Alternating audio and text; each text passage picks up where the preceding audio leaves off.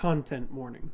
Tales of Tupenia features some depictions and descriptions of violence, as well as themes consistent with abuse and alcoholism. These are not incredibly common, but be warned.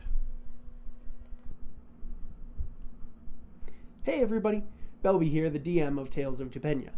Just a couple of announcements before we start up session.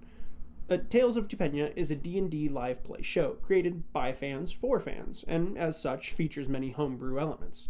We're not actors nor experts, we're just a group of friends having fun. That being said, we are aware of some audio issues that are present throughout the early episodes. In a campaign that we plan on being full length, please bear with us as we work to make the best show and viewer experience that we can. Furthermore, there will be an effect that plays occasionally in a place of a small number of places, institutions, and people. Right here. This sound effect is intentional and will be explored and explained as the campaign goes on. If you're interested in supporting the show, check out the link to the Patreon in the video description, which will feature different levels of access, including but not limited to Side of Tots, a talkback show that begins at around episode 16, as well as a monthly gaming video with the party, and our quarterly merch, which for the first quarter will only be $10 a month, since Side of Tots will be following behind. Thank you, and appreciate your support for the show. Bye!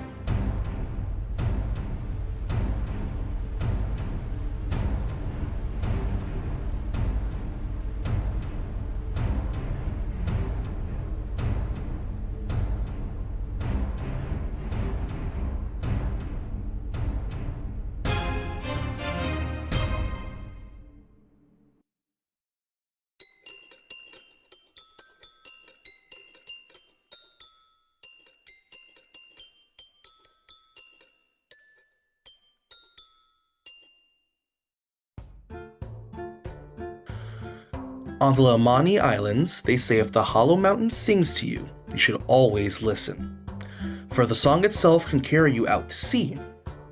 This was, of course, the one place Uprush always wanted to go. Dimitri Zephius gained the nickname Uprush from a young age, as he always displayed a surge of emotion and passion, strong enough to sweep away any who were ill-prepared for his enthusiasm. He's like an uprush of seawater when he talks, became the easiest way to describe him to seafarers, wondering why an 8-year-old might be hanging out by the docks so often. Aside from his enthusiasm regarding shipfaring, Uprush's mother helped with restocking seafaring ships that would stop by the islands, so meeting seafarers was the norm. This norm for young Uprush was shaken up when a young girl with curly hair made her way onto the island, proclaiming all the world's gold and cookies would be hers someday. From then on, Uprush and the girl nicknamed Cookie would spend their days together fantasizing about being adventurers out on the open sea. Cookie's father would take Uprush under his wing, despite the concerns of Uprush's mother. As he became a man, Uprush gained respect and camaraderie aboard the ship known as the Great White. But Uprush saw a side of the captain no one else quite recognized. Amidst an attempt to convince Cookie to leave the crew with him permanently, Uprush was accused of mutiny, shot in the chest, and left aboard a dinghy to float out at sea. The last thing Uprush heard was the sound of his friend's voice, the splash of the waves, and the sound of the wind's song, all before reaching the unfamiliar shores of Balestone. Chasing a way back out into the open seas, Uprush took a bartending to accrue enough coin and a new crew, all with the hope of reuniting with his dearest friend.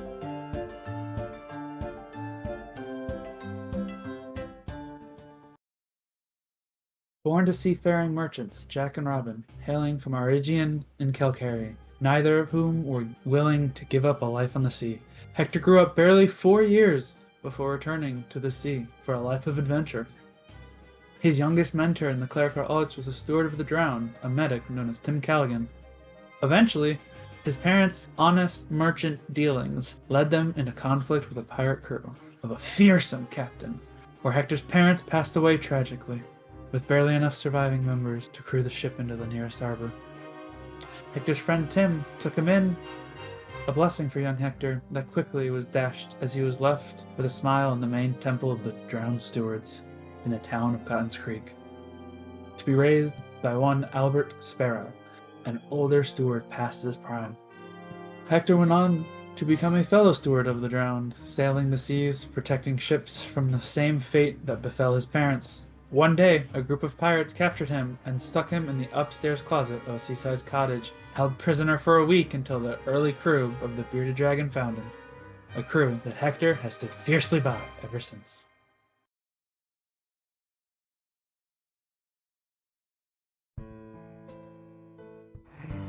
Grow Kadag was born and raised in the kingdom of the Red Dawn. His parents, Shior and Calibax, and siblings and fellow orcs were brutal fighters, taught to hone their aggression in battle against their enemies. Grow grew to become the tallest and burliest of his family, and one of the largest offspring of the Red Dawn. A capable fighter with a gargantuan size, a towering stature, and mammothian teeth that would make any regular human quite intensely shit their pants. Through his straight, raven black hair parts at the middle, a real charmer. He was inducted into the Black Blood clan and went on many adventures. As time passed, the clan would realize something about Grow that infuriated them. He was a sweetheart. He would frequently gaze upon beautiful natural flora and fauna, would resist killing any individuals who wouldn't directly harm him. Whereas all the other orcs were intelligent in livelihood skills and battle practices and tactical knowledge, Grow was a simpleton.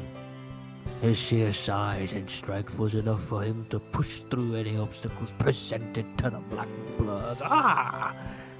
But even as the rest of the Black Bloods slowly turned their backs on him, Grow was too simple to see it. To him, they were his family. So he stayed with them, until one blissful morning when Grow woke to emptiness around him. The Black Bloods were gone, and Grow hadn't the slightest clue of where to go. Only a name. Bartholomew. Unfortunately, for Grow, he couldn't figure out how to pronounce it. He wandered the countryside finding people who at first rejected him and were scared of him, but would warm up to him through his politeness and simplicity. After many months of wandering and helping, 3 years later, Grow would eventually make it to the city of Benict in the kingdom of Pustab, where he befriended a total bar owner, Rue, and would help her with chores and errands. The city of Benict would see that Grow was an enigma, a condemnation of their treatment of orcs, but some would have prejudices too deep to set aside. Grow left the city, joining the crew of the Bearded Dragon to chase the thrill of battle and to make a new name for himself. With a new crew, a new weapon, and a new cause at his side, Grow's path wanders far away from those who once threw insults his way, even if he was too simple to understand them anyways.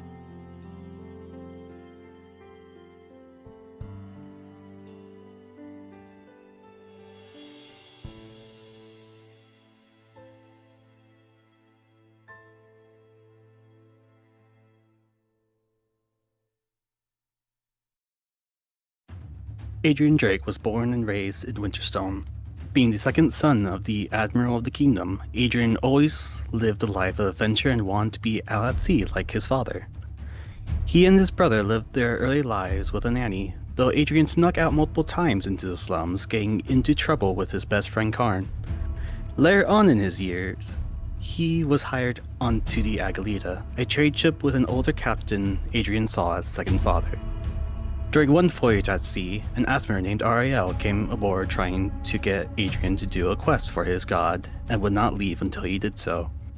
While the two were below deck in a heated argument, the Agalita was suddenly assailed by pirates, an all-out assault, which was suddenly disrupted as a bolt of lightning rent the sky, sinking the ship and all aboard it.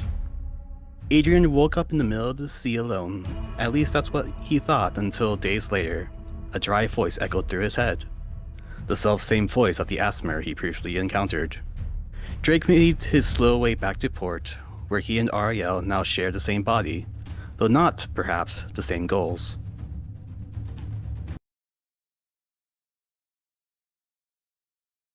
I do not recall when exactly I became what we are today, but here be what I will share. Little John Jack grew up in the slums of Smiva, me mama telling me the stories of Klek, the devourer of the treasonous, he who swallows the liars and cheats.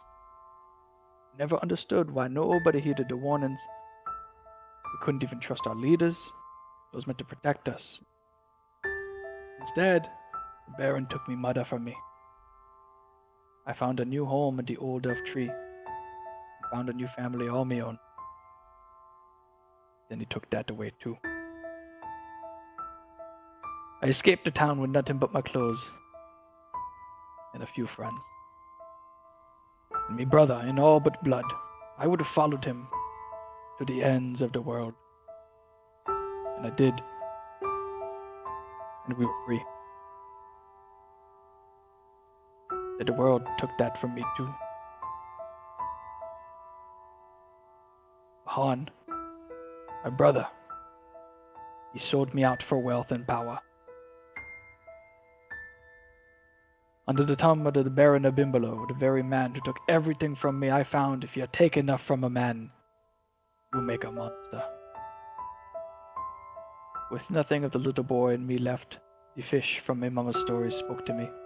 I thought it a mere illusion, but it delivered us to new friends and freedom. I know it take more than fables to fix the wrongs of the world. It'd be taken more than the blood, sweat, and tears that has already been taken. It'd be taken something more. With me crew, we be feeding the fishes. Kidru grew up in a rowdy family. As the eldest of 5 children, he always hoped to keep an eye on his siblings. It wasn't easy growing up in the harsh cold of Satpia, but he was happy. Playing with siblings, ice fishing with his mom, and hearing stories of Satpia's heroics and grandeur from his father. Kid and his brothers, namely Kaivan and Kalir, loved these stories, and grew up wishing to join the military themselves one day. And when Kid was only 19 years old, that opportunity would come right to his village. Kid spent the following years of his life proving his bravery and his skill, and rising up the ranks of Satpia. But in doing so, he saw the nation for what it truly was, and began to doubt the actions he'd taken under a banner he once thought was great. It wasn't until the age of 42, 23 years later, that Kid met Jesse, a young Aarakocran boy he met in a village he was sent to enlist from. A young boy that reminded him of himself. That was his final straw. Rather than setting Jesse down the path he walked himself, he took the boy and they fled into the wastes. They wandered through a barren environment, hungry, thirsty, and left with nothing but time to think about the years wasted and the people he took advantage of. That the country he grew up idolizing and serving was corrupt. Kidru was ready to give up on himself, but he was driven by a responsibility to Jesse, to get him to safety. Crossing the waste, the two stumbled into the city of Zukamel, where they were discovered and rescued by the priests of the Albedic Temple. The priests were very welcoming and provided both shelter and care to Kid and Jesse. While the pair recovered, they were introduced by the priest to the Lambent Three, the moon deities, as well as their teachings. The serene grace of the Sapphire Queen, the strength wielded by the Copper Princess, and the willingness to change, championed by the Shattered Prince, which Kid resonated with strongest of all. After months of self-doubt, that message drove Kid to remake himself as a missionary, a wanderer, and a tool of this change, leading him into new lands, new struggles, and a new path to redeem Tupenia, as his gods and he seek to create.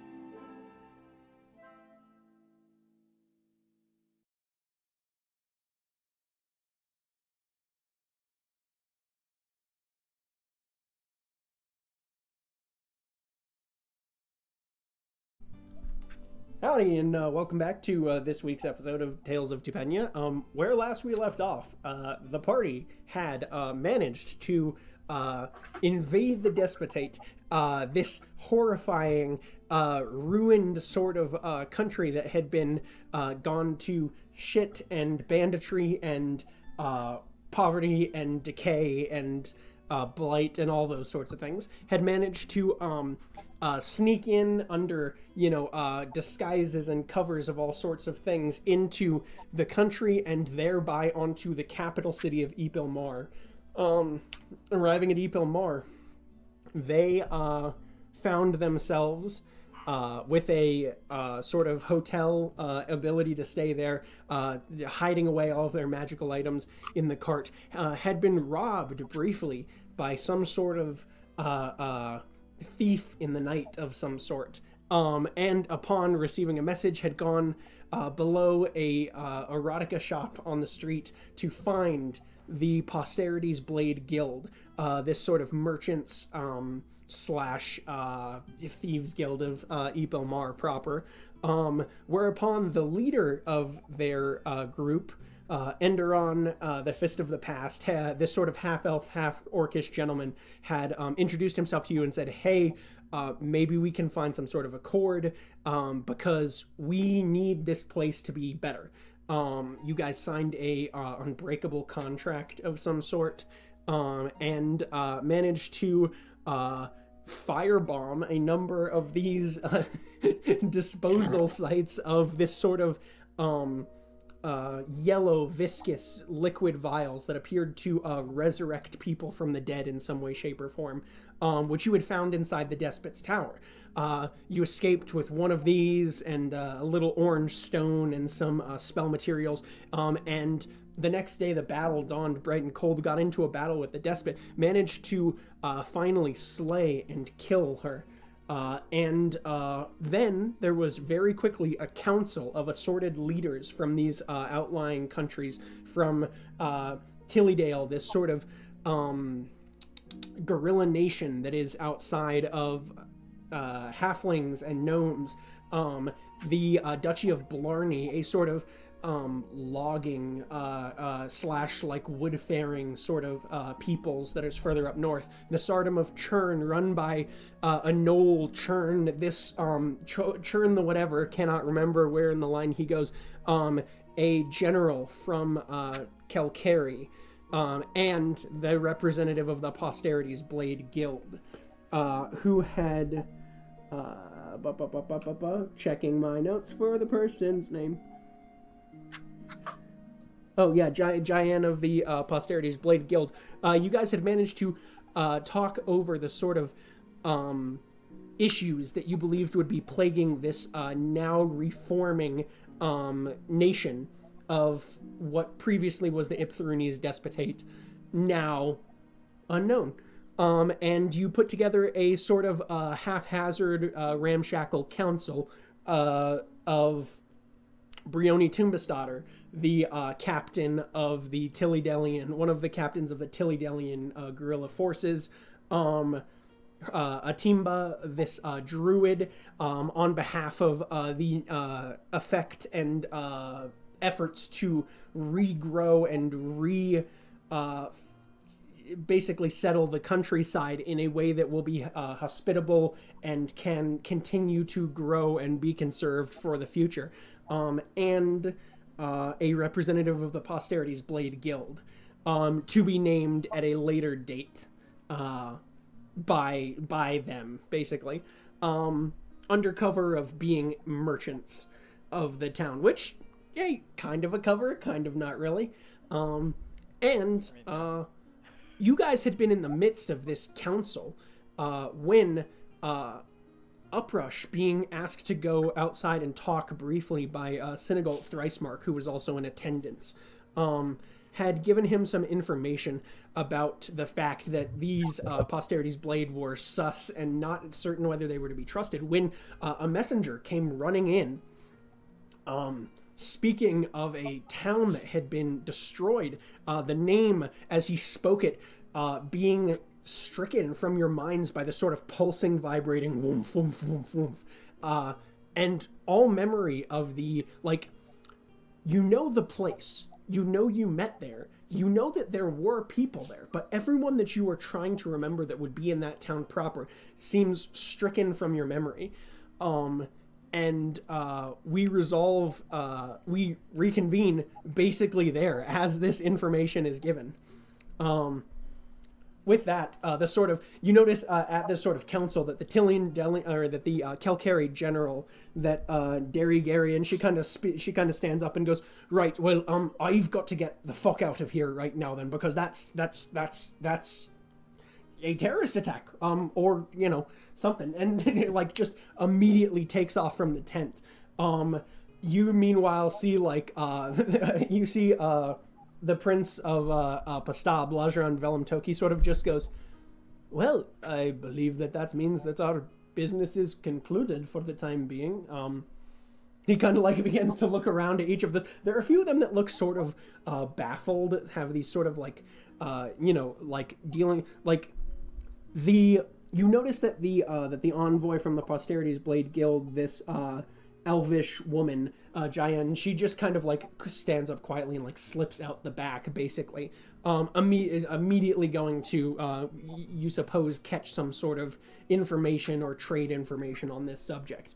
The other sort of leaders, you notice, that specifically, that Duke Bellwether Blarney, he's sort of just like looking around, just like, oh, okay, and like stands up and just like looks. He looks over to the Tillydelian representative, to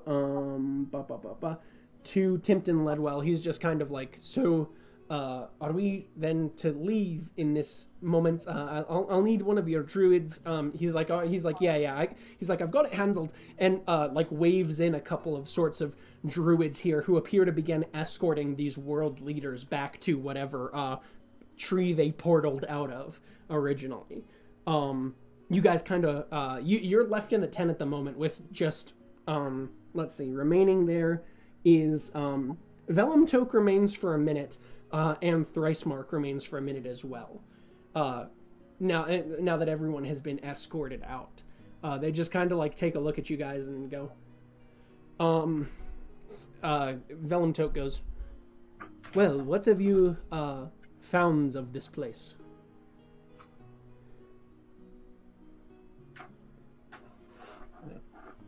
Well, he's gonna slowly look to Jean-Jacques. He's like, well, we found a lot, haven't we? Of what place? A lot of things just happened. He I know. He goes, what have you found of this place, of the Despotates?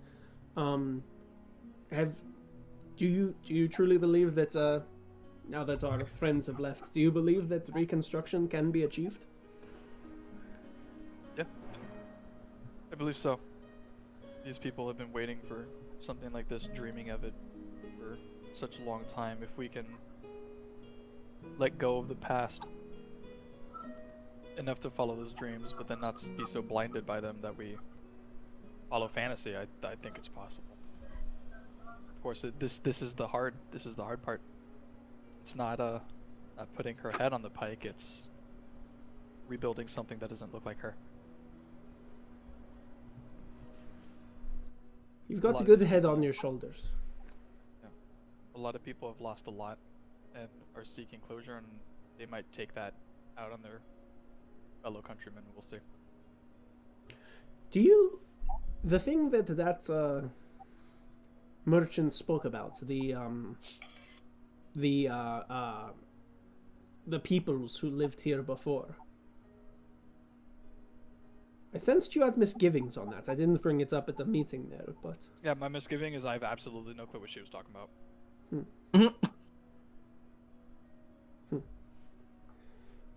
And do you sounds sense like that... Sounds like about that grounds for poor decision making. What that sounds like. Do you sense like, that... oh, these people lived here a long time ago, and because of that, we should... no. People who are here now. Do you sense that she had ulterior motives? I don't know her handlers, or whoever presented this material, but yes, somewhere in this there are ulterior motives. Ultimately, they have fought for the good of the country. But there might be.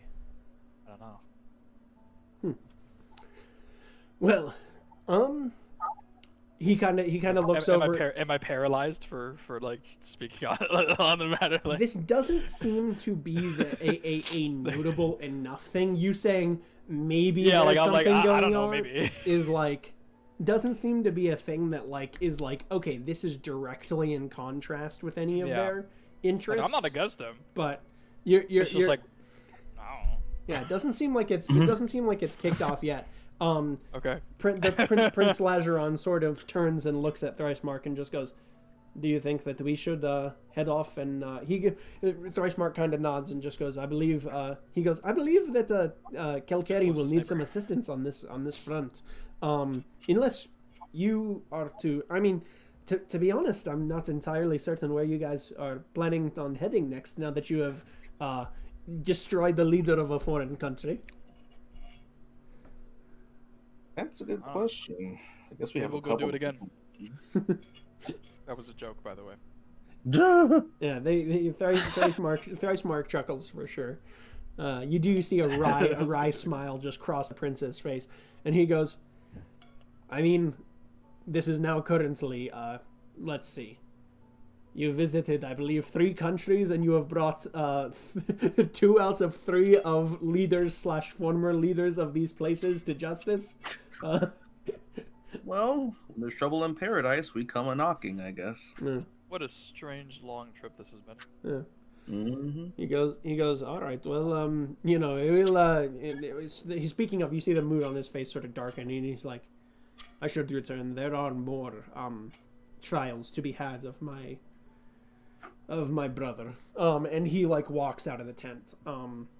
Thricemark still remains for a second, and Thricemark just goes, "Well, unfortunately, as much as I would love to, you know, before this, we were sort of planning that we would, you know, have one of those druids just like teleport you to the place that you needed to go, but they're all occupied now due to.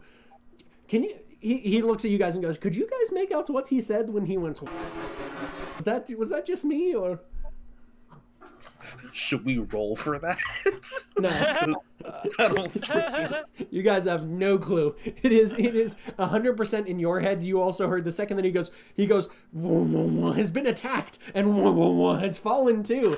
And you're like, what? Yeah. To be honest, John Jack seems doesn't even remember how he got off the coast of Kelkeri in the first place. Yeah.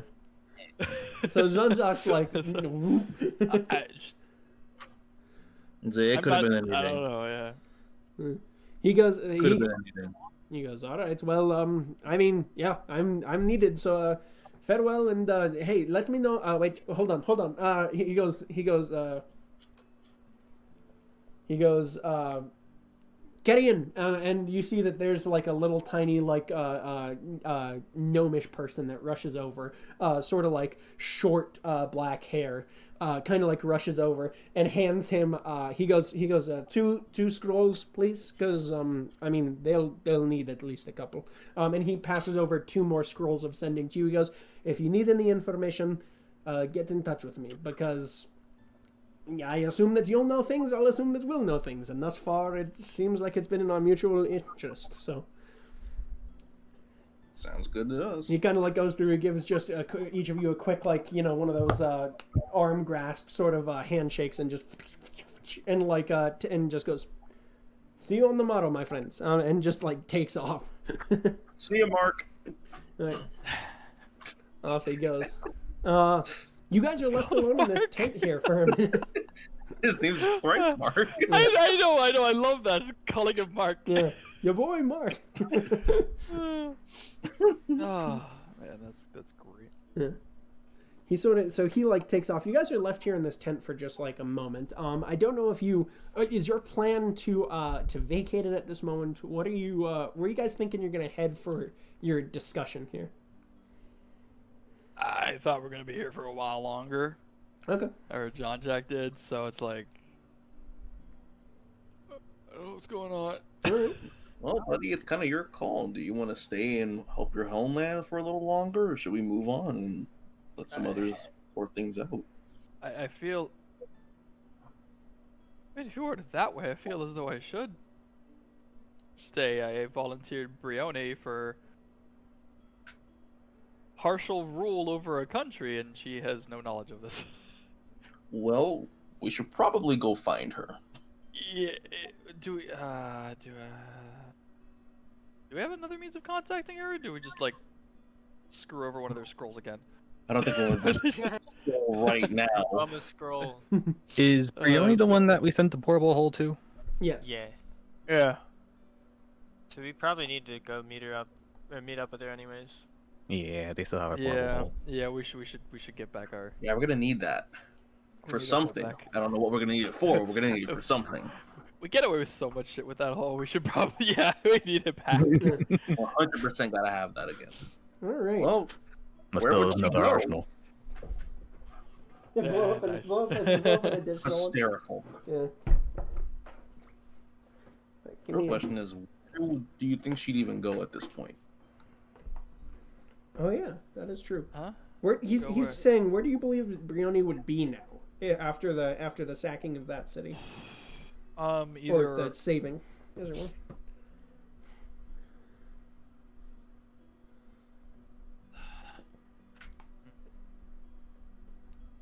So, I imagine they would have already gone through Smiva. Hopefully, God's preserved them. But probably by Stele at this point, or on the way here. Depends on how things gone. I don't know. It's anywhere between Smiva and here, which is... Well, how far is Smiva from here?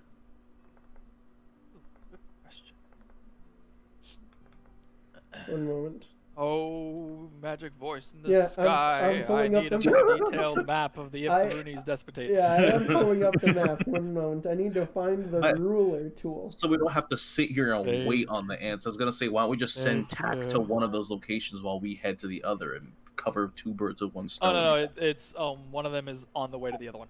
It's a line. Oh, okay. It's a line. It's the line between here and there. Between here and the furthest destination, we cross over. So we just go straight to the one in the middle. Where are you? Sorry, what was the middle destination? Ippelmar, Stele, and Smeva. Like it maybe not a straight line, but at least it's like... Yeah. So And you're on the way to she- one another Because enough. the plan was go from Smeva, free Smeva, which should not be difficult, Mm. then head towards Stele and free Stele. And if they were able to free Stele, which also it's more difficult, but not that difficult, head here. Mhm. That was the plan. So even if it's not in a straight line, we just go from here to Stele to Smeva, and we should run into them at some point. Where's this ruler tool? Damn you! Okay. Oh wait, routes. Yeah. Is it a route? Or, fish forbid, not, in which case we have a lot more killing to do. Well, hasn't stopped us before. Okay, so what is the distance on this? No, damn it. No matter the distance, I think we're going no matter what. Where are you heading? And Hmm. we have to get back to our ship anyways. That's true. So we're heading Which that is direction. which is regardless. parked just north of Smeva. Then I guess we should probably get a move on then. It's probably Probably anyways, yeah. no matter what, we're going in that direction, so we should at least Yeah. meet up with her. Yeah, unless some holdouts reinforce Ippelmar, I don't see us leaving being a total problem. Yeah, And thankfully. if that does happen, I am more than confident that Brioni and our forces and the remaining forces will utterly kick their asses. So, Then we have nothing to worry about. All right, so where are you? Where'd you guys? You're going to Stele to meet her there, and then worst comes to worst, you're going back to Smeva? What's the? or it's from here to Stele to Smeva, because Smeva is the one all the way up at the northwest, right? Yeah, Smeva is northwest. Smeva is or the one Wait, north- all the Smeva way is to the northeast of you. You're East? You're currently in the midpoint between the two of them. Also northeast? Yeah. Give me a second. I thought Oh, Smeva was like to the northwest, wait. up against Well, up against the border. Yeah, there you go. So the alligator is Stele, the crown is Smeva, and that other point says on the our red chest. route is. Oh, the other alligator. Wait. Oh yeah, sorry. Stele is on the. Yeah. Yeah, bottom. Delay yeah. is the bottom Yeah, alligator. the crown is where the Smev- battlefield is, and the Smeva's other. over there? Yeah. Okay, Damn. I've had the wrong idea of the map this entire time. I thought Smeva was even further northwest from, like, on the coast, like Oh, up no. there. No, I no, didn't no. realize it was like the center This of certainly the country. complicates Yeah. things. Wait, hold up. So wait, was my plan still correct? Well, depends where you're going. So if you're going to Stille, you No, couldn't meet her there. I- But Smeva, you're the Would midpoint. she have gone to Smeva at all at that point? Yeah, she 'Cause was. The plan was kind of hers. It was Yeah. kind of like her plan. Yeah, was to go off to Smeva. So she started there because it was like you guys had already killed off. You'd already killed off Bahan. So like, yeah, the city of Stille isn't technically free, but like also it doesn't have the Baron. So it's like yeah, significantly. the head of easy. the snake was cut off. The Right. thing's still gonna wriggle, Right. but like. Right. Whereas Smeva was, Yeah. she's like, okay, well, if we Smeva's go a over bit- there, they still have a leader, so we can at least, we can go and do some shit over there. Okay.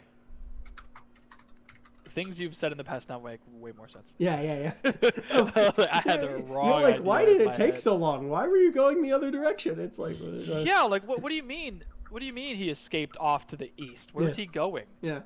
Like, where is Abimbalo? Like, Mhm. oh, that's in the Yeah. actual direction of his territory. That's I'm just dumb. Yeah, so that's all right. So okay. So that being said, which one? Where do you want to try going meet up? Do you want to try and you could also burn like they suggested. You could burn the scroll, like burn one already, just to check in and see what's going on. I mean, that kind of feels shitty, but it's super useful right about now. Oh, Because wait. we could serve ourselves one hell of a trip. Or is Tack? Did you leave? Oh well, Tack? no, right? No, because we still need Tack came back. Okay. Tack came back. Managed to get confused to shit by an oversized Gannet, Right. and then disappeared. And then when he came back, instantly got down. by Right, it. right. That was how the. So yeah. I have to spend some moolah to resummon him. Okay. But speaking of Tack and small little demons, this thing keeps barking, Yeah. and I can't get the sound settings right to make Mm. it quiet.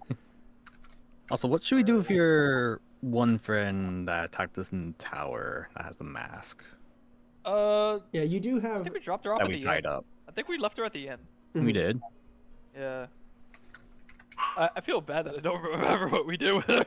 Or Uhura is still at the end. You're right. You knocked her out and left her at the end. But that was no yesterday at this point.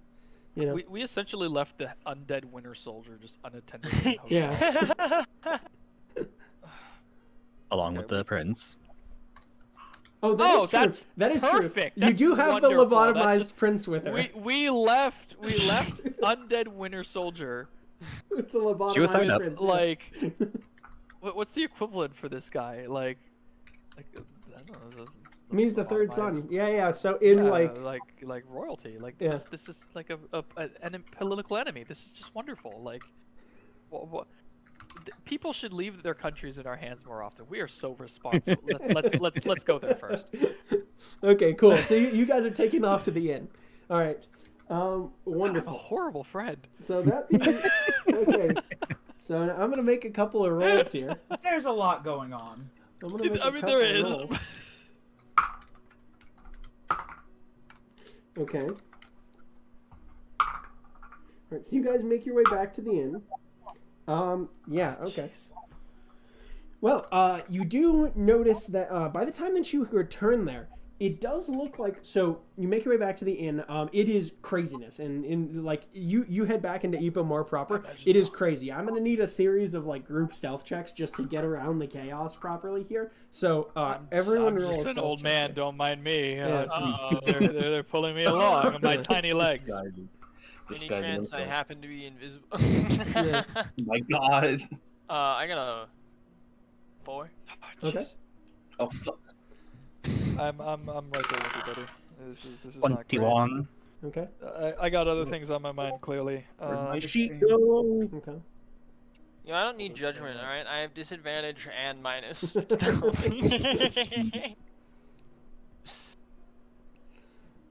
19. Yeah, that's Okay. gonna be a 9. You guys, Solid ass 9. I just realized that you do have Grawl with you, so I do technically have to roll for Grawl. Oh, yeah. No, he's good at stealth. I think. I think that's okay. Give me one moment. I actually need to see what the bonuses to this. Ooh. Ooh. Okay. Oh, thank God. Okay, cool. You do just pass as a party. You notice that Kid Roo and Jean-Jacques are like you're like trying to sneak through the chaos. The rest of you guys are pretty good at sneaking through chaos, and Jean-Jacques, you feel like you would be, but you're too distracted by the fact that you just left, like you said, your longtime friend Uhura. You're like, yeah, we knocked her out, but like, how long will a knockout last? Like, is she able to get free of the binds that we put her in? Like, I mean, what's probably. going on with that? Yeah. And you know, like, on top of that, it's like, so you're like way distracted, and Kid Roo, you're just kind of like, I glow. So you know, you're trying to like, you guys are trying to move around stealthily, and you have to a few times before you like walk down a street into like an active battle between like moving soldiers and stuff like that. You have to be like grabbed and like re-steered in the direction. Just no. And you guys do manage to make your way back to the inn effectively. When you get there, Yes, this was the advisor to the reconstruction. you walk into what appears to be an active hostage situation, where Uhura is currently, she is being threatened. You notice before her that sort of Minotaur barkeep that you had, or like assistant that had run into you before, and the fire genasi are both threatening her, and who is currently holding a knife to the prince is just out of it, like just slack-jawed, eyes focused in the distance, right? And she is currently holding a knife to his throat. You just hear like coming out of the coming out of from behind she has her mask on again. You notice from behind the mask, she's like just very briefly, she's like, tell me where they left the rest of the things. Meanwhile, the Minotaur has like a large fucking hammer and is like currently threatening her. Uhura, Uhura, it's all right. Her eyes snap to you. What things are you talking about? Minotaur, please put the meat tenderizer down. Persuasion with disadvantage, by the way, just in the circumstance, because it's an active hostage situation. Why would she put that down? She's clearly unstable and dangerous. Yeah. And could probably kill half the people in this room.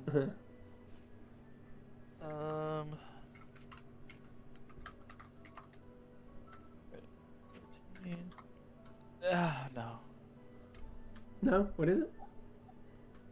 Oh wait, don't the you have only a way I minimum? could say oh no. Oh, natural one. Oh, Jesus. Okay. Well, let's see what his Uno. I have a plus Manny? 13. It's the only way I can have a problem. Manny? Hi there. You're not gonna believe this. Thank you, my love. You're not gonna believe this, Manny. Oh, what? Is it also? That's also a natural one. So what's your bonus to persuasion here? Plus 13. Yeah, okay, cool. Yeah, for sure. That's what I'm saying, is the only way we can have a problem He here. looks at you, and you look at him, and you're not sure either of you trust each other. But at the moment where he's like, he goes to gesture at you with it, and he goes, now look here. And as he goes to gesture, he throws it by accident. Like, he like launches it forward, like, look here. And it just goes soaring past you into the wall. You hear a thunk as it like lands in the, as it like contacts the stone. Yeah. He goes, alright. Uhura, her eyes sort of snap to you for a second and just goes,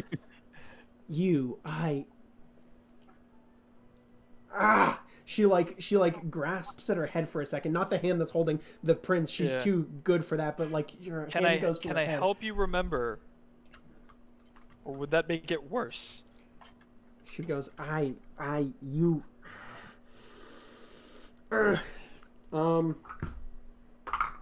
what's your AC? What's Jean-Jacques' AC?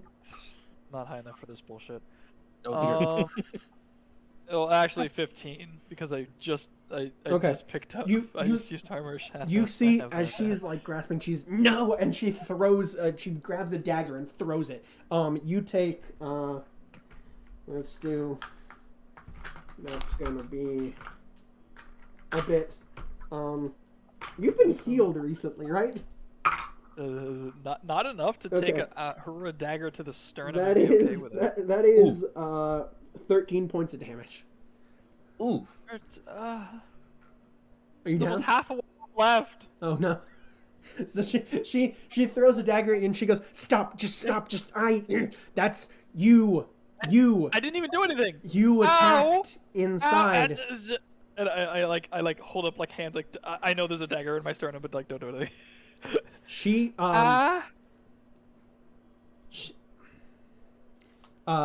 is anyone else doing anything during this interaction?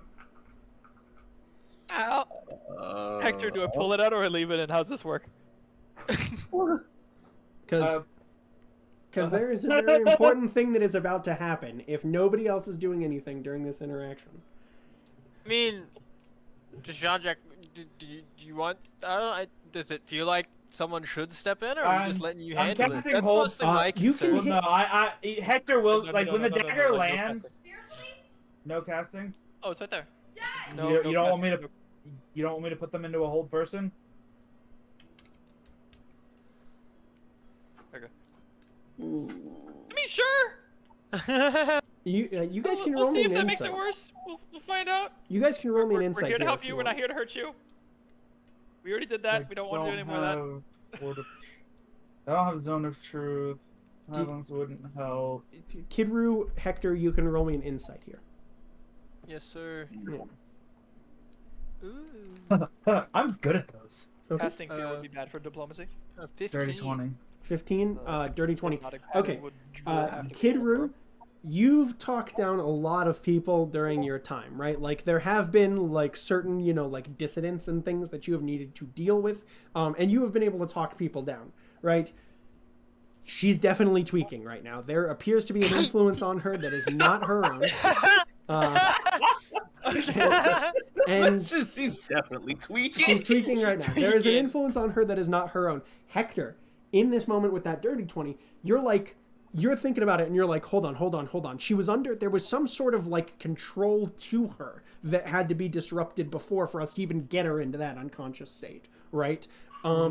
This appears to be that like she is trying, like you don't think inherently that Uhura wants to fight here, but you sense that it's still enough of that like control is still pinging on her at this moment that you're like she is not in entire control of her actions, and you're watching her eyes dart around, and with that dirty 20 you're like, she's about to dip. Like, you remember the cloak that she had that could fucking teleport her. You're like, she is about to dip. forgot about that. Yeah, she's like I'm about to get out of here.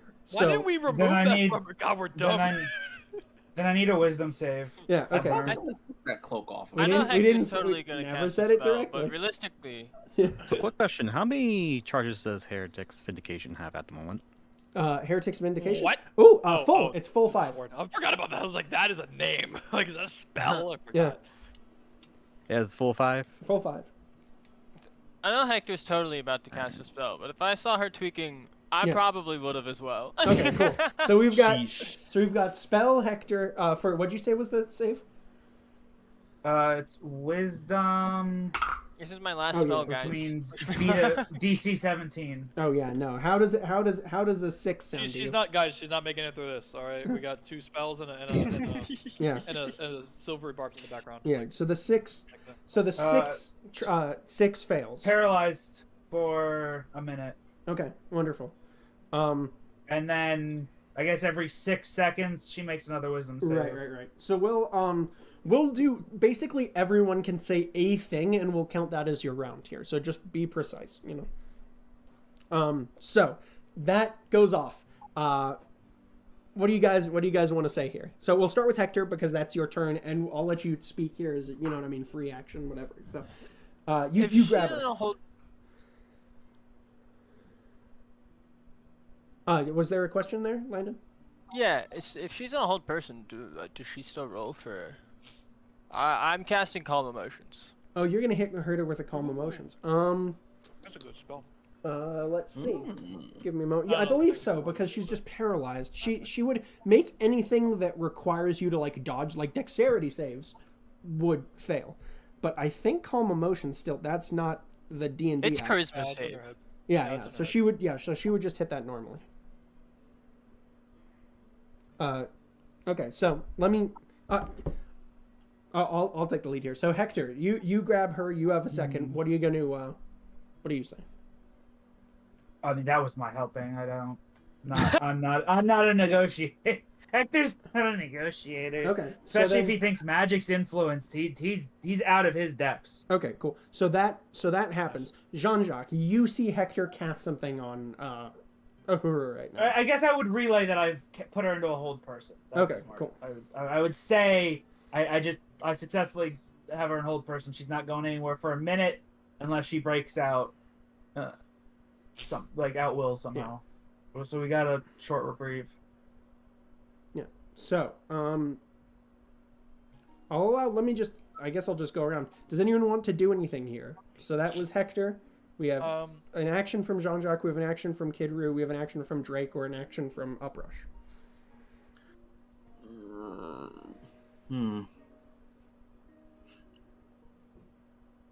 I don't even know.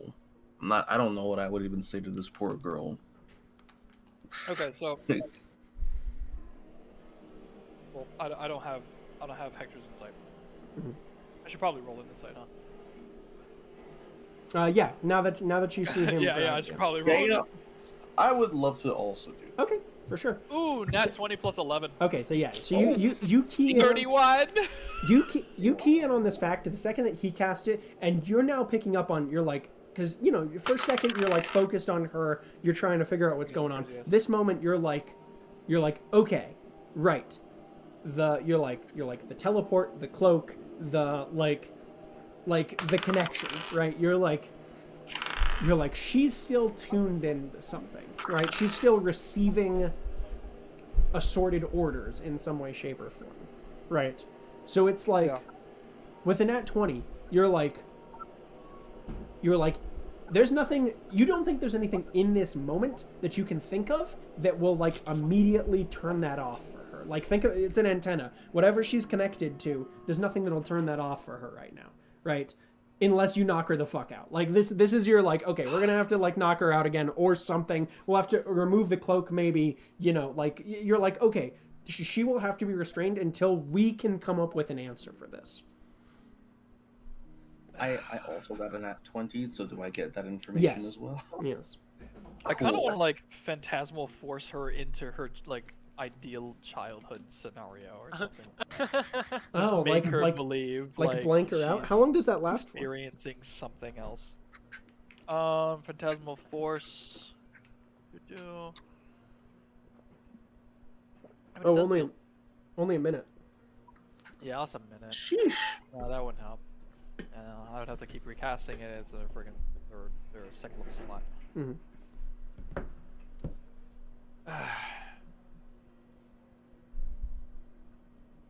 Oh, it doesn't work on undead.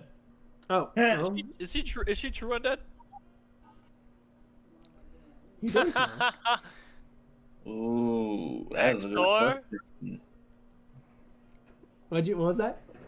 And does it work? Does it not work on undead because undead are like not actually there? I think Does it's not work because undead? 'Cause it says generally it does not work undead on don't. undead or constructs. I think most of the time it's for the undead. It's because they don't have the like mental capacity to Yeah. believe the thing, as So it it's were. just an overgeneralization of the spell's original Right. text.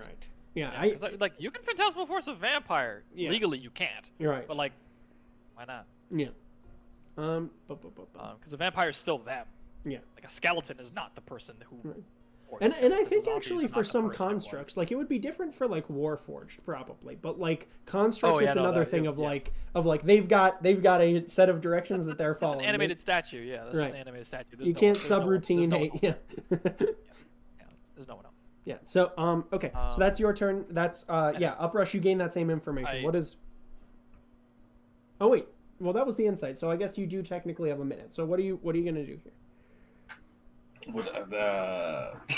I mean, honestly, I'm probably just gonna be like, listen, man, we might just have to hit her over the head one more time. And just tie her up and go, because this may not. I don't think we can solve this problem right now. All right. Yeah, I'm gonna hit her with It's a. I'm sorry, Hura, and just Phantasmal Force. Okay, so you're blinking her out for this minute, basically. Yeah, I'm gonna. Well, it does inherently. Let me see.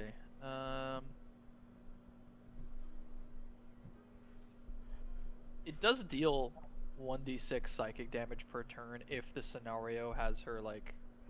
Right, like hurting, but you're doing like you're Yeah. like a calm childhood, like. No, I'm just gonna have her and her brother like dancing in a meadow, and she like trips or something. Oh, okay, cool. She like trips and like bumps her head on a rock. All right. So Oh, okay, nice. so we've got a minute of dancing in a meadow. I don't know. I need some way to deal 1d6 Yeah. psychic damage. Yeah.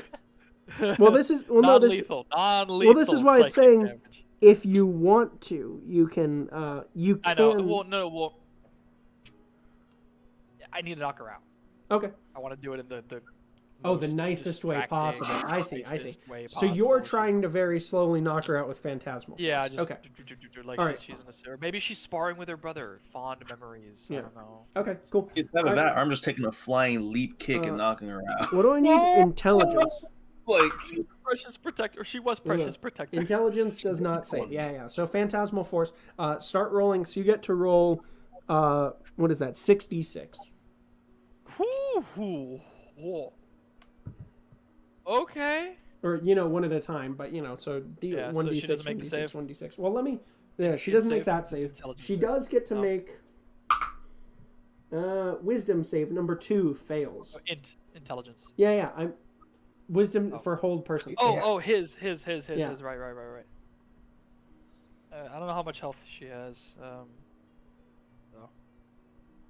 How much was it? Round 1. The first one's 2. 2. Okay. All right. Still up. I know, Admiral. You might have to have Small that rock, flying small rock. flying kick on standby. stand by. Stand by for knockout.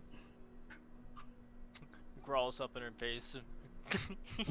That is so the hold person breaks on round 2, but she's still in the dream. So in her head, okay. In her head, wait. Here we go. In her head, she's playing a mock scenario, a sparring match between her and her brother, and she's holding Joey. right. Okay. She's holding Joey now, Okay. and it's like a mock hostage situation they're playing out. Yeah. Gotcha. Okay. And he's like, "Let her go! Let him go! Let Yeah. him go! Let him go!" And so he round- keeps bopping her. Round 2. Round 2. All right. I thought for a second you just ate the dice. I don't know why. No, it just spits it out. I was like, that's an 5. interesting lucky. Okay. She's taking 7. Yeah. Okay. She is down. Yeah. I mean, she was just basically up from unconsciousness this last couple like hour. So, yeah. Wonderful, because notably you do gain the insight also as well as you knock her out, that you don't think she could have taken the prince in the cloak with her, like as like the teleport action there. So yeah, lucky the barkeep was still there. And I'm gonna take that damn cloak off of her. Wonderful. Yes. All right, cool. So as she goes unconscious, you guys now have and the kind of just like limp standing prince just looking around Bondari Voluntoke. Hey, buddy. Oh God, we didn't give him the price mark. He kind of just looks back over. Hey, buddy. Hey, we gotta get you back to your family. We didn't just we forgot to tell Price Mark. He just does like a Yeah, little don't worry nod. about it. Maybe now was not the best time. Look at him. Well, what are we gonna do for him? No, we're still gonna bring him back, but we'll have him. We're not gonna be like, oh, we left him in the room with the trained assassin. No. Well, we're gonna omit that part, aren't we? Yeah, no shit. Exactly. I'm just saying we forgot to tell him that we have him. I don't know. It's just, how far did they get? They're not teleporting through the trees yet. We Wait, forgot about both of them. They're probably still in line. I don't know. We There's a lot forgot of a people that lot got of zipper. things. We forgot a lot of things, all right? It's been a crazy week. Look, I'm gonna look at the cloak and be like, does this thing still have a charge in it or anything? Maybe I could use this to get over there quickly. No, you go to just put it. work on, you can't bring it. You still need to bring it with you. I haven't Oh. left yet. You go to put it on. You sense that this is an object that will require attunement, so it'll take the course of like an hour to get going. Ah, whack. No.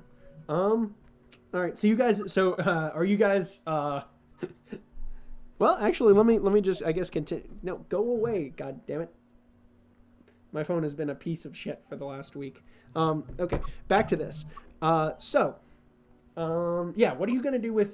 So in this moment, what are you doing with Bondary? Okay, can't just I feel like leave we him just gotta. here. I think we just gotta hold his hand and take him back. Okay, so you're gonna go and head off to see if you can catch them before they teleport back to Pastab.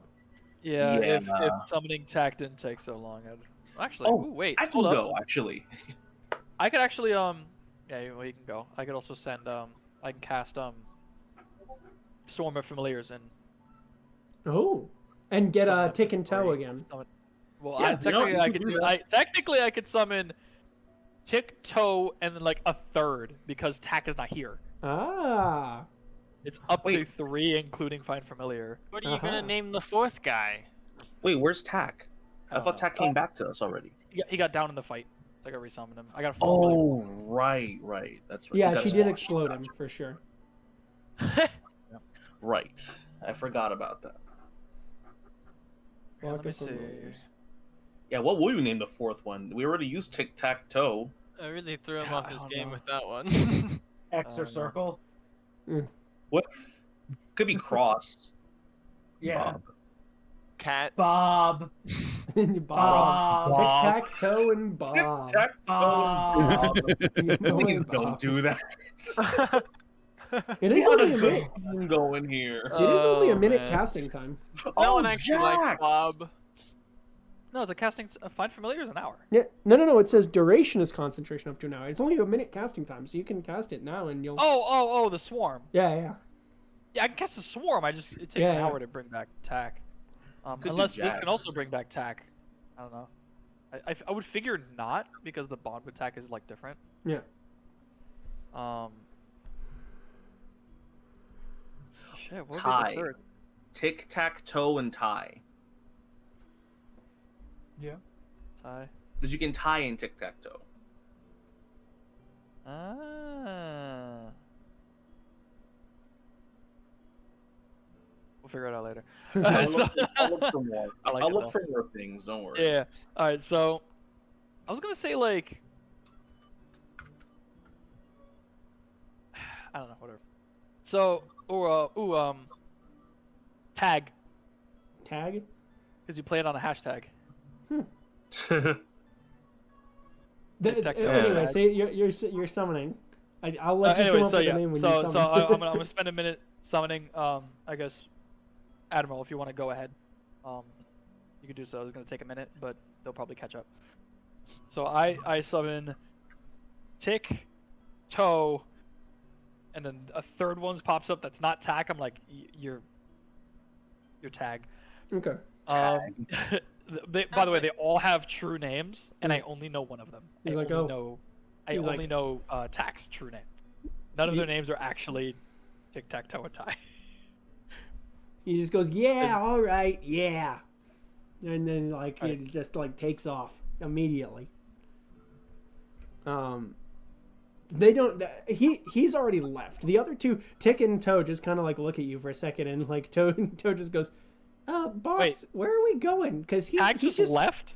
Yeah, Tag he's going somewhere. I think he's too eager. I don't actually know where are you sending us? I know I just nicknamed him Tag, but that doesn't mean I have to catch him. I mean, who knows? I got the range.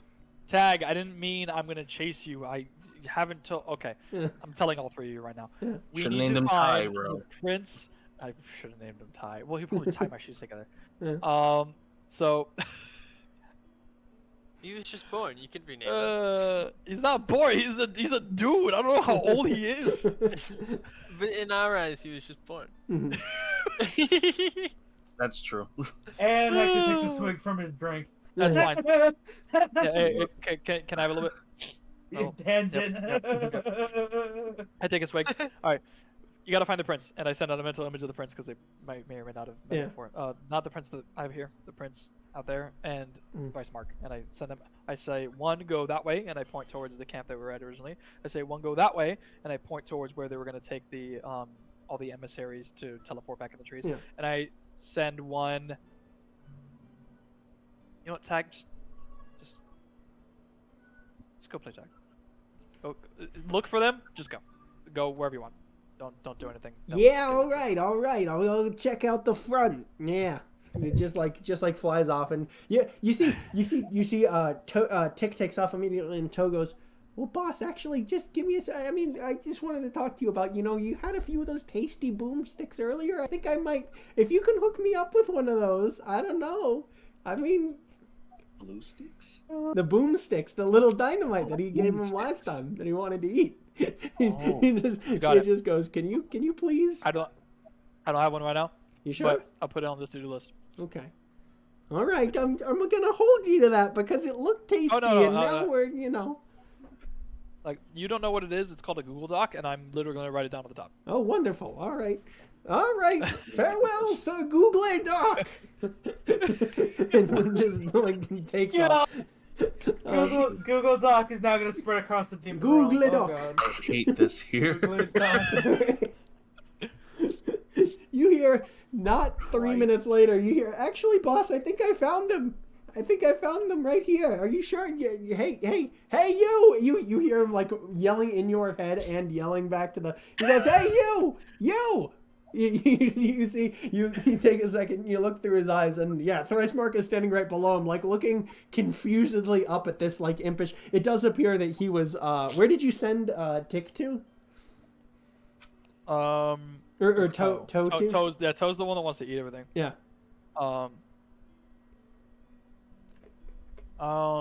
Do you think that he went to the tree line or to the? I didn't specify. I didn't specify. Yeah. The two I trusted, I gave specific. One go here, the other go here. I think he went. I kind of just let them figure it out. I think he went to the camp, and you see meanwhile that Thrice Mark is there, and like he's like, you see him like apparently like digging. You look down, he's like digging through the dirt, and he's like, I could swear that I dropped the pommel here. You see him like looking for like a stone that like appears to have fallen out of his sword. Yeah, he threw his pommel at someone. Yeah, this guy. He ended him rightly. I love this man. Yeah, I was just about to say the same thing. He ended him rightly. Yeah. This is why it's my favorite. This is a man's man. This is absolute Chad. Yeah, we need to get this man a date. Meanwhile, he deserves that date. He does. He actually ended someone rightly. He deserves the best. He needs that date. I'm gonna get him that date. You're like, we're gonna get you hooked up. Is that going on the top of your Google Doc? Find Thrice Mark a date.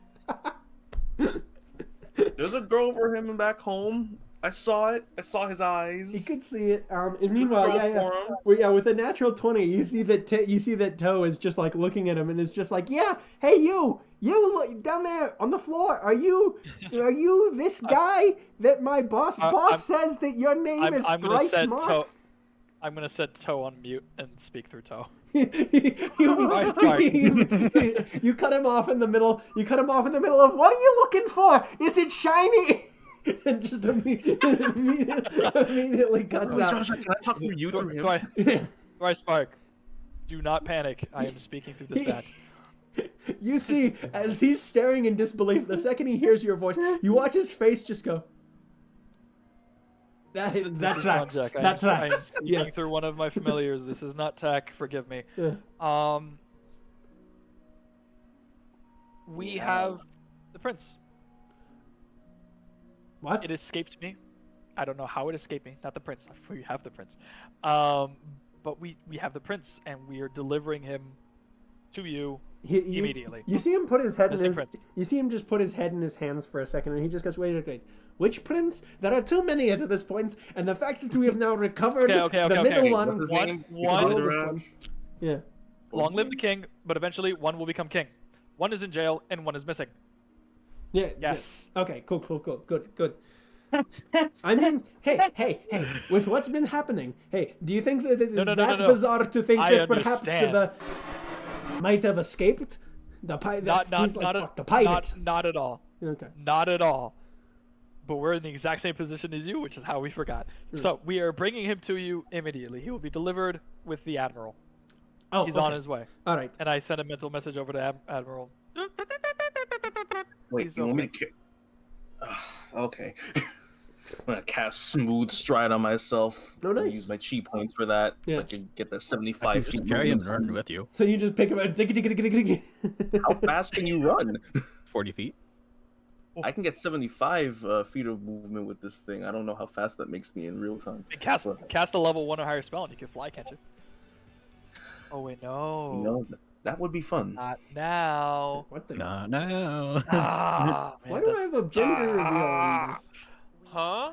There was a gender reveal party in the queue for some reason, the YouTube queue. What? I have no idea. What kind of madness? Yeah, I got rid of it. That's all right. Anyway, continue. Jared Blakely, Skip. Yeah. Anyways, Uprush can fly. I wish. No, we cannot. Not yet. Adrian Not yet, I can can't. fly when he's not Adrian. How about that? Lord. Oh my That is god. 100% factually accurate. Listen, I'm not entirely one with the wind yet. Give me some time. I'll figure it Rowan out. could probably do something about your friend with a mask. What? I missed Sorry, it I too. missed that. What? DM missed the conversation thing. Okay, well, let's get this prince to thrice smart before we forget again. All right, wonderful. So yeah, you hoist him over your head like a sack of potatoes, and you just step of the wind, or sudden step, smooth step. Smooth stride. Yeah, smooth stride. There you go. I was like, some sort of walking. There's some walking happening. I don't know why it's called smooth stride. It could have been step of the wind, but he chose smooth stride. No, because I for think some that's reason. already a thing. Step of the wind, it might be like, is that a monk thing, maybe? Anyway, I believe point so. being, so you take off at Mach 5, back through the, thankfully you rolled really well on your stealth check earlier. You take off back through this sort of chaos, and you find your way back to the battlefield with Thricemark, who, like, as you're there, he appears to be reattaching the pommel of his sword to his sword, and like, and just like looks over at you and just goes, "Holy shit! You actually? I mean, I know he said you found them, but and you see, he stops. He takes a second and he goes, "What happened to him? Is he all right?" We found him in the Tower of the Despot. Here up above from Toe. Yeah. Yeah. Yeah, we found him like this. And he goes, He's "Oh shit." not alright. We will be trying. We'll try to find a way to help him, and as soon as we find something out, I will let you know. I have some of the materials that were used, and I will be hoping to collect more before we leave. And we'll see if we can help him. You see him take a second, and he just like looks around to see if any of his like, countrymen have come up behind him at all. He just looks and he goes, "This is very bad for Prestab. I hope you know this." Because he like gestures over his shoulder and he goes, "Lajaran is I mean, he's currently the crown prince, but I think he is perhaps more of a, he's needed as a general. He's too brilliant of a mind." Yeah, kind of tough to have two guys off the beaten path. Indeed. You see him. He just goes, "Well, what will be, and I suppose we go and talk to the king, and I will have to break the news to him that another one of his sons is changed." Yeah, I guess we kind of done this to you twice now, haven't we? Sorry about that. He shakes his head sort of ruefully, and he goes, "You did also clear my name, though, so I cannot fault you too much." Well, we'll do whatever we can in our power to see if we can help out while we're out on the open seas again. If you guys will figure it out yourselves, you're pretty resourceful. You might come up with something. I'll see if I can find some resources to give to you for your people to look at. We'll try our best to help as well. Where do you... I'll have a long time on the ship. He goes, "I don't Alone. believe you have discussed it yet, but where do you guys plan on journeying next? Are you journeying to go and deal with this dragon threat?" Is that your It's turn? ultimately up to the admiral, but I'm hoping to wrap things up here quickly. I'm quickly finding that there's not much for me to do, and I am way over my head here. Indeed. Well, do what business you have, I suppose. And if you find out anything from anything you have found in your time here, let me know. We will. Aye. All right, wonderful. So with that, you take back off, Uprush? Yup. Wonderful. How long does the smooth step last? It actually doesn't say on here. I'm gonna double check in a different page in case. Wonderful. So you take back off to go back to the inn. The rest of the party sort of just sitting around and. Hopefully, it's not key points per 6 seconds. It might be. Mm. Yeah. I have to. I imagine it's got to be longer than that because it seems like a long strike. Yeah, old monk is not kind. Mm. Well, this isn't part of monk. This is part of the special class. This thing is that we picked out. this is a homebrew. Oh, class. never mind. Yeah. Never mind. So I have to actually find that again. I just realized. Yeah. But I But think I should have it. anyway, you take back off to go and join the party. You guys sort of, you have a moment to recollect yourselves within this tavern. Uprush has the cloak. Brioni is unconscious, or Ahura is unconscious. Appears to be fine. How is my to-do list getting longer after I did all this? Find tow a stick of dynamite, find a cure for yellow juice lobotomies, What? and several other things. Yeah. Well, hold on. Uprush walks right through the door as this is being said. Like, what are you guys talking about? We gotta, well, you heard it over there. We gotta find a way. We gotta find a cure for this. Very true. Because I don't think they cut into him.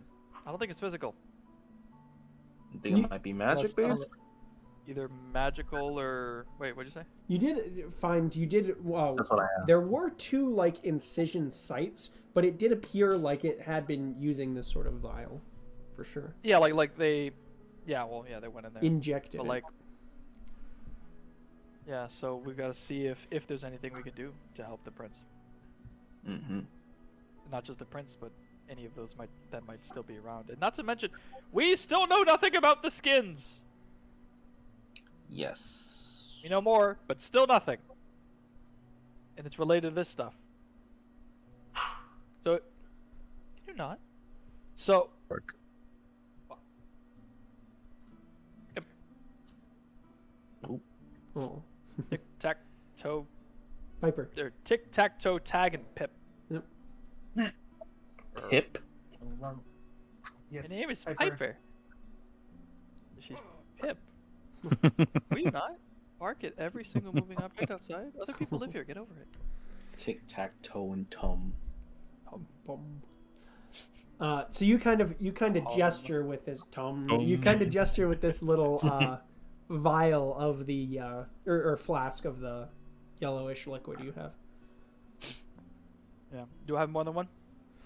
You collected only one from this from the Yeah, tower, we gotta get and some more later. yeah, there was assorted spell materials. There was the little orange crystal that you guys had recognized. Mm-hmm. Oh yeah.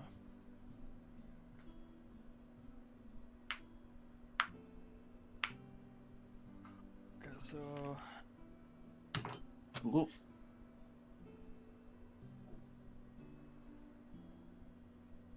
okay, so what time is it about?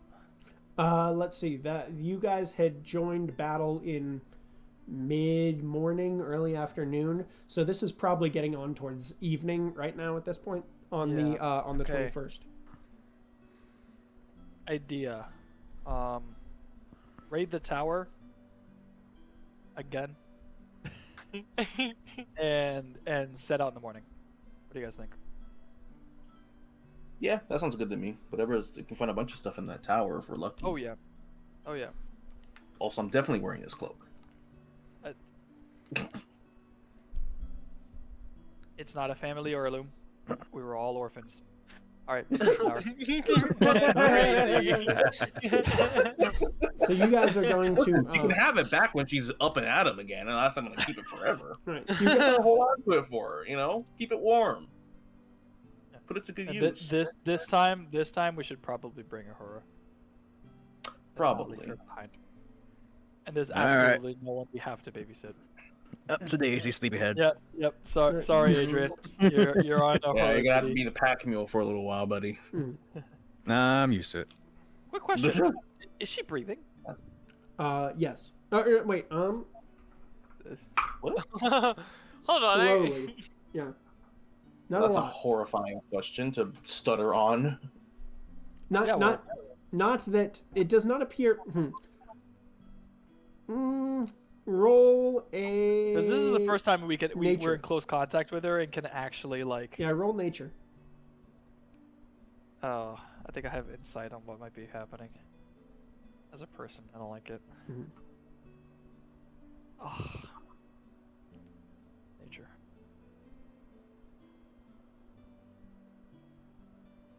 Uh, 12. No, you don't appear to like it is. It appears that with a 12, it's hard to tell. It looks like some of her like organs are moving, right? Like her chest is rising and falling occasionally, but you also don't like. You like, kind of listen for a second, and it's like it doesn't sound like she's breathing normally, for sure. Personal question, AJ. Yeah. Have you watched someone die? Jesus. No. Okay. Okay. Sorry. Hey, it's all good. You can cut that if you want. Just Hey, all good. No, it's I don't mind. I just look on the thing. So that's the part of it. yeah, you take a second and you're like, no, you don't think with a 12 that it's. You imagine that it's something like it's hard with a 12, right? Yeah.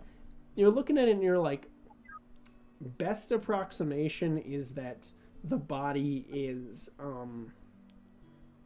somewhat undead, and you don't know if it's that it's like habits or what that's going on here.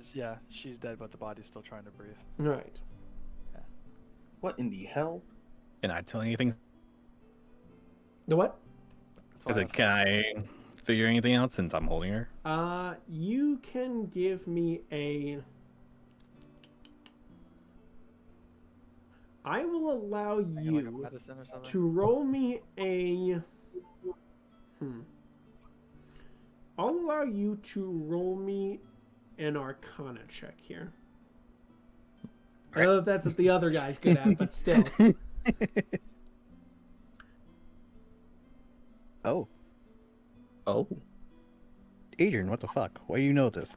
Not 20. Natural 20. Okay. So, you heard what they were talking about, what the rest of the party was talking about with the, like, the brain is trying to... It's a Wi-Fi signal.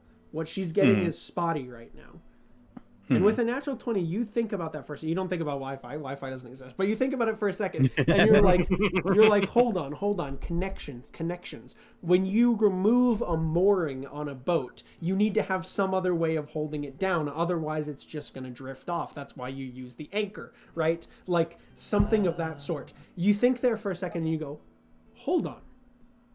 If there's a connection, that means that there's another point of this. So with a natural 20, you take a second, and you look around, and you go... I wonder if we could connect her to something else.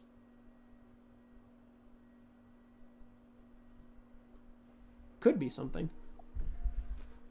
Anyway, you guys make your way over to the Despot's Tower, which, as you begin going, you do notice that there is currently a lot of smoke coming from that direction. Uh-oh. And as you begin to make your way over there proper... It is burning. The tower appears to have been set on fire. You don't know if by dissidents or by supporters. You aren't certain. The tower is burning down. Oh crap! Is it like really like just going already? It appears like it's been going for a few hours. Yeah, at this point, like it is cooking. And it appears most of the reason that it hasn't burned down fully is because there is this sort of like stone brick exterior that appears to be holding the heat. If Anybody this here was fireproof? any other day, I'd love that sight. But right now, it's the worst possible thing that could be happening. But it's at the not. moment. That's really inconvenient. Anybody here fireproof? Imagine fire going through that wind tunnel. Oh man. Yeah. Probably Oh, bad. That heat is flying up to the top of the. Nah, it's over. There's nothing you can do. It's over. Literally, the entire inside is flames are flying It's up the just a inside of that. giant blast. The building is essentially a giant blast furnace. It's a volcano. Yeah, never mind. All the information in there is gone. What? You did If have a only chance. this thing were tuned to me right now, I would just teleport the hell in and I was teleport just out. hoping to have a lovely jaunt through the Hall of Torture, like. Through the cruelty hall. The lady's dead.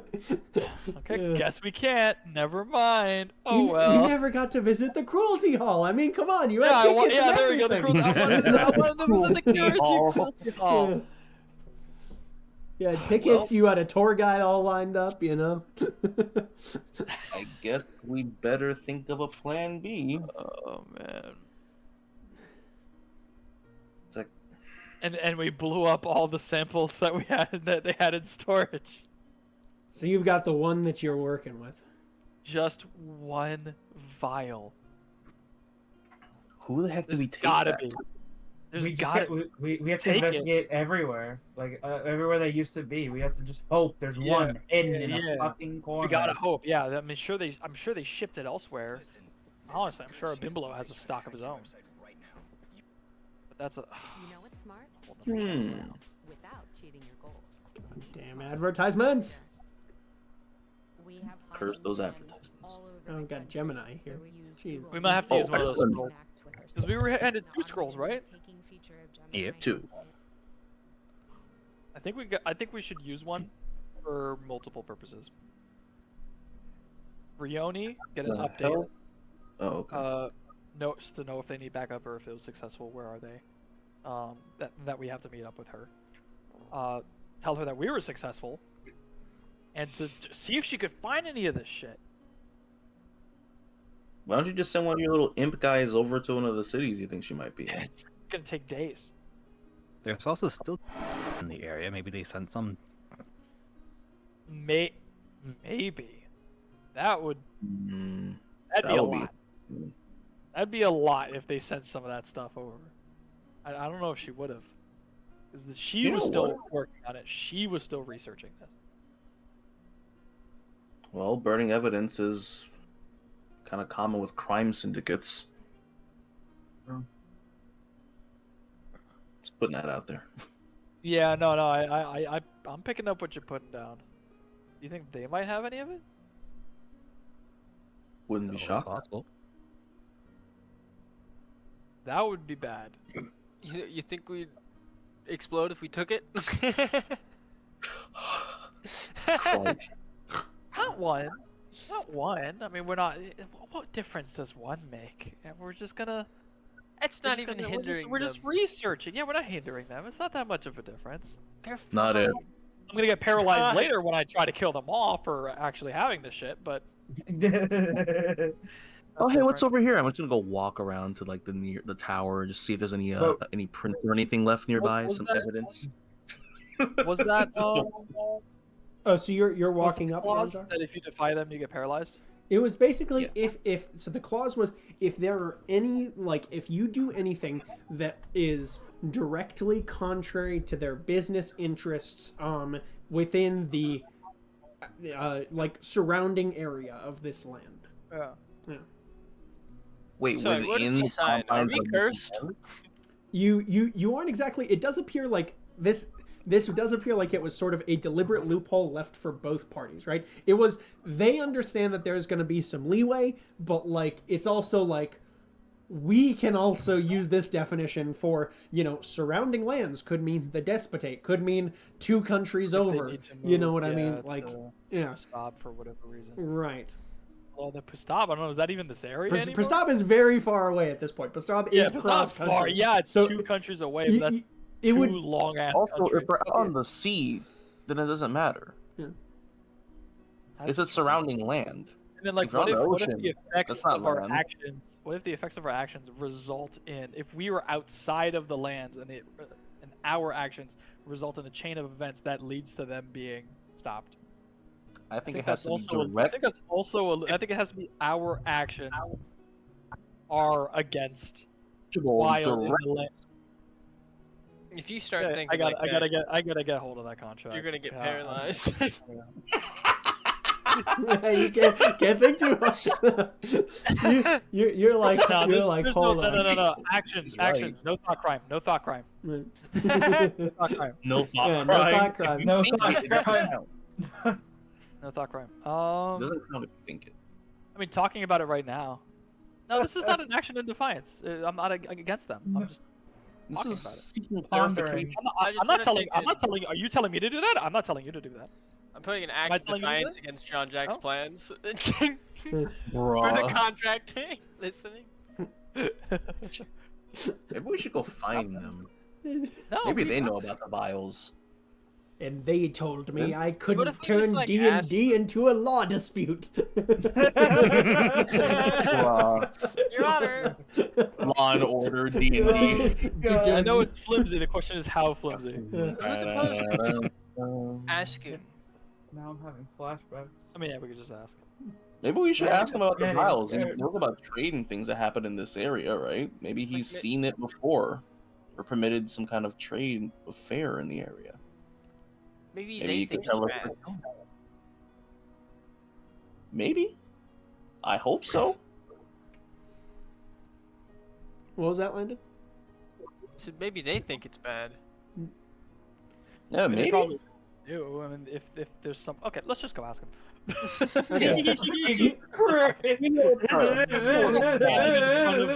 all standing in front of a several 100-foot tall, several probably 1,000-foot tall blast furnace, waiting to explode and crumble under its own weight and Yeah, temperature yeah. and pressure. It's looking rough. we over should here. probably go. Before we ask. do leave that tower, I did ask them to investigate to see if there's any evidence of foul play here, or if it just happened to be some kind of weird accident. Yeah, you They burn their own shit you down. take just a quick second just to roll me an investigation or perception. Yes, I will sir. allow a perception here too. Let me see which number's higher. Yeah, okay, I'm doing. Wait. Yeah, perception. Yeah, that's the one. Definitely the one. Definitely the one. Definitely. Definitely. 22. 22.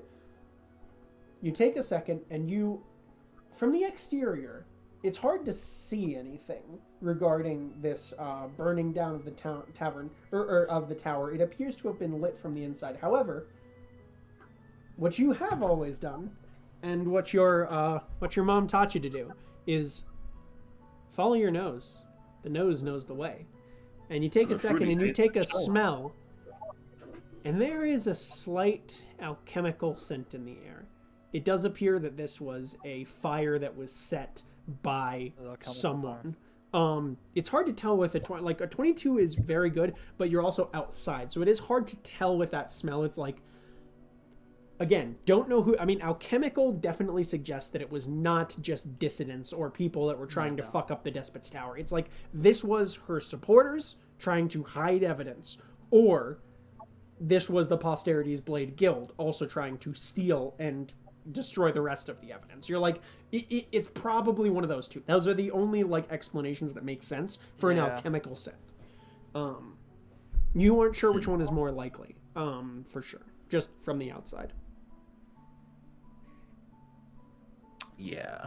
Okay. I'm definitely gonna relay that to the group. Be like, listen, this doesn't smell like accidental. Like, oh, this just happened. A candle got lit over and lit the whole. Wow, I can't talk. A candle got knocked over and lit the whole place ablaze. No, this smells like this isn't normal. Someone did this on purpose, and it's I either start sniffing the air. does it. I have no clue what he's talking about. Nothing. Listen, it's a trick I learned from my mom. All right, leave me alone.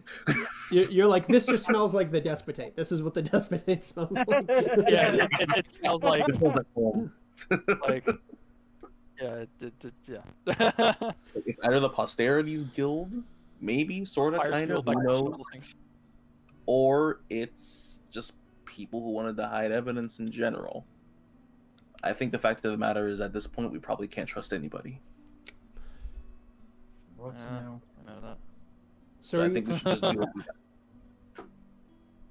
What was that? I think we should probably just keep moving forward on the leads that we do have. Try to find your Yeah. friend and get out of here Yeah, we'll for a talk, little We'll while. talk to Posterity's Blade.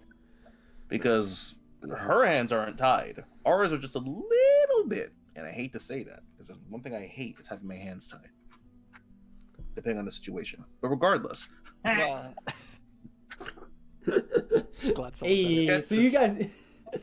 so you guys chuckle about that for a minute, and then you make your way Find over. ourselves at the door of an adult novel store. Yeah, you make your way over to. Yeah, coincidentally, no tie whatsoever to having your hands tied in a positive setting. You find your way to Shandy's shop of sundries.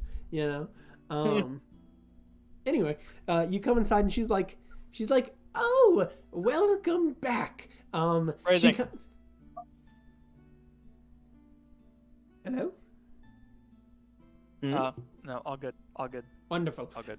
She like looks Okay. around. She's Sorry. like, you see her take a minute, and she takes in the rest of her shop, and she just goes, "Welcome back. It's a pleasure to have you once again." And you see her sneak a glance over at the. You see that she's like sneaking.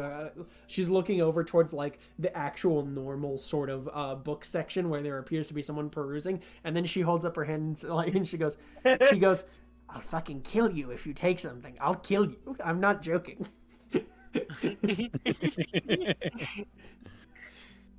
Anyways, deities, it's a pleasure. Are you she like raises her eyebrows. She goes, "Are you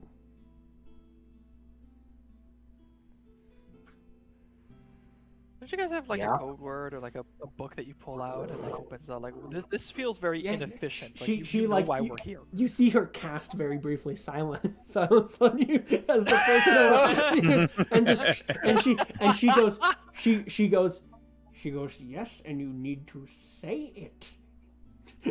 And she gestures over at the person again, just perusing the bookshelves. Oh, right. What was that phrase again that we read? They left it on a note for us. I forgot. I don't remember. Adrian doesn't know this one. honestly, player does not remember. Oh, is that 0 for 3? 0 for 3? What about is that 0 for 5? Okay. Yeah, you remember. Okay, I'm gonna look at her. Wisdom? You can for sure. Yeah. Wait, maybe I wrote it down. I'm gonna look at her like I'm mentally transmit to her. It's like, you know why we're here? It's us. It's us. The chuckle fucks you saw last time. It's not this guy. And I turn into like some random man. It's not this guy. And I turn into like the kid that stole he's doing Adrian's book. all It's of like, this- it's us. And I just keep changing people. He's It's like, doing you all go of this way silently. hard. Meanwhile, he's doing all of this silently. Okay, I think I got it. The rest of the party, he is doing this silently. He's waving his hand in front of his face, looking angry and becoming different people. You don't hear what I'm saying, but you just see me he's like just this and I'm frantically different people. changing. Wasn't the thing for this a pleasure ignored is an opportunity lost? Isn't that what this was? She nods at you and she goes, "Indeed." She goes, "I'm sorry." And she looks at you, Zanjak, and she goes, "You'll need to speak up next time, dearie. I can't hear you." You just cover his mouth, like try not to laugh. I just speak into her mind. You fucking old hag, I hate you so much. And he's like, "Farewell," and like waves you With down. everything happening right now, I don't have time for this shit. She waves you down the passageway. And she goes, you hear as you're like disappearing, she's like, "What? Oh no, they were looking for somewhere else. I'm not exactly sure where those folks were heading. Foul mouths on them. Appearing to talk to the other patron there. Yeah. Wonderful. You guys take off back down this sort of sloping, curving passage. Drake and Grawl basically bent over double to get down to the bottom. You gotta work on your old talk, man. Talking to John Jack.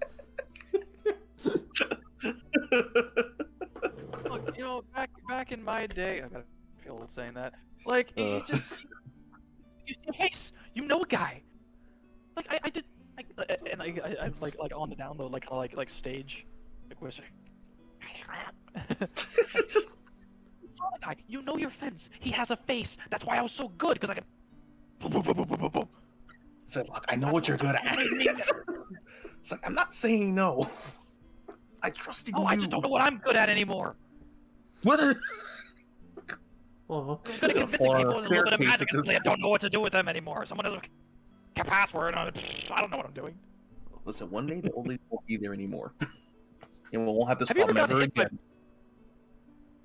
Admiral, have you ever been hit by imposter syndrome so strong that it makes you reconsider all your life choices, not in the not just the field where you feel the imposter syndrome, but across the entire board? No. That's what I'm feeling. I have different syndromes, but I'll take your word for it. You guys make your way down into this sort of antechamber where he stands at the top of you do notice at the top it appears that there's been some sort of like signal light off, because or he's been sitting here the whole time. You notice Enderon kind of sitting leisurely in his chair, just up at the top of this giant fucking pillar, and just, welcome back. Didn't think I'd be seeing you again so soon. Yeah, neither did we. Have you heard the I word? lean over to Hector, who's like my brother in cynicism, and I'm like, I wonder how long, if he like posed himself to sit leisurely there right before we showed up, or if like he's actually there for this entire time. It's like, do you just lie Like, there did like he that? over here like ran to his like chair, and, like he's like. You hear, you hear just quietly up from the top. He goes, mainly it was very comfortable, but then also, you know, it was, yeah, there's a little bit of showmanship to it. You don't become the head of a guild like this without a bit of showmanship.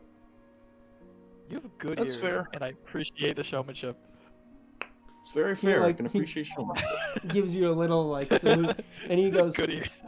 he goes, I appreciate the help that you guys gave me, and I appreciate you not outing my lieutenant. Well, I mean my envoy there. Yeah, it's well, you know, we always hold the backs of friends. Why outer? My back is stiff enough from the week's events. Indeed. And you see he gives a bit of a grin, and he goes, so, I did hear you a little bit on your discussion down here. Not a lot, but, you know, as it were. What do you require of me to meet again so quickly? The tower's burnt down. And Burning. we have a nose that Burning knows. down. Well, yeah, true, but it burnt down for the purposes of us looking inside. True. And we have a nose that knows and says that it was a source. We don't care to point fingers. The only thing is that we need an extra sample or two of that vile liquid the Despot was using to create the skins or her agents, assassins. Or even any experiments. information on how to get more of that stuff. We need one more for us to study it, and one as a gesture of good faith to the kingdom of Pastab, so that they may heal their prince. I have it on good authority that you guys had already collected a vial when you'd gone up. Just the one. Just one. Is that not enough for your alchemical purposes? To be entirely frank, I don't know. Okay. I don't know. We So- don't know enough about this. So you and I want don't some know how much it'll backups take. just in case you spoil it Yeah. or destroy it or something of that sort. Or if Yeah, something pretty happens much. to it, we need to find a way to reverse this, if it's even possible. He sort of like looks around the chamber very briefly. You see him nod, and there are, from that same area of the shadows where they'd been waiting before, you see 6 figures sort of melt out and leave the room. He goes, I don't much care about having my opinion known on this topic at the very least. There are other topics where perhaps being quieter might be of service, but you see he like sort of like sighs and looks at you and he goes, I don't see much use of this thing. It's a perversion of nature, and on top of that, dead folks don't need to buy things. They don't buy clothes, they don't buy food, they don't buy pretty much anything that we've been needing to send. So, if what you are suggesting is that having a few extra of these things, you see he just kind of, he doesn't produce one from him, he just sort of gestures over, and you actually see melting back, hit me with a perception check real quick. Yeah. Everyone is allowed to, or passive perception if it's higher. Sure. Ooh, nat 20. Nat 20? Brilliant. Nicely Yeah, done. nat 20. 21. 21? Brilliant. Yeah. 8. 8? No.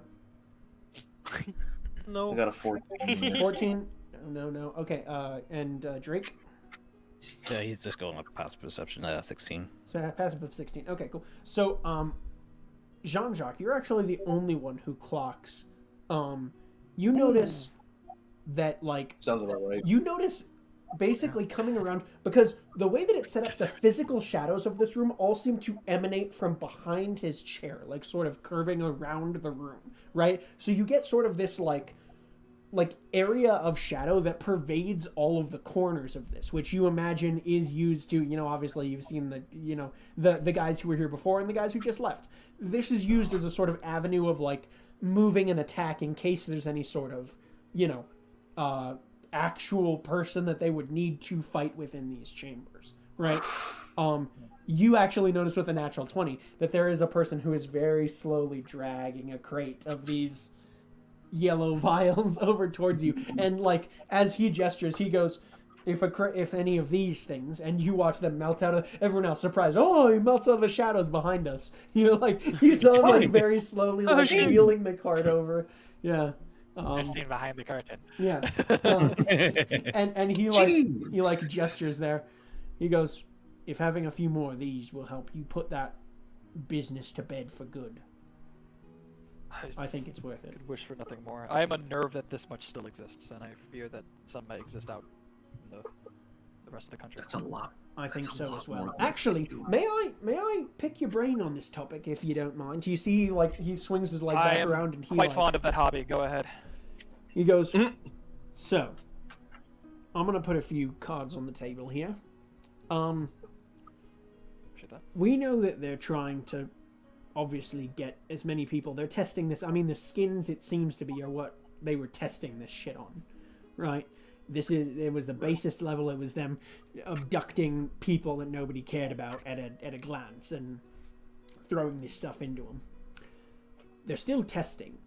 And, I mean, Despot Dead does a lot. But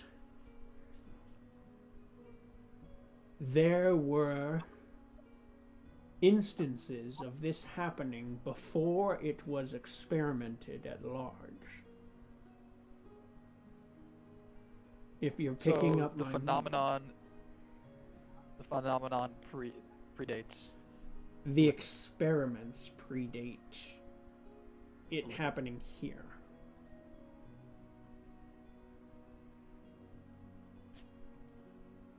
Between that and what your emissary described at the meeting, those who came before performed these. He goes, I don't. Is that? I don't think they're connected. I'm interested in the past of this place. I mean, you may have gathered with the name. Yes.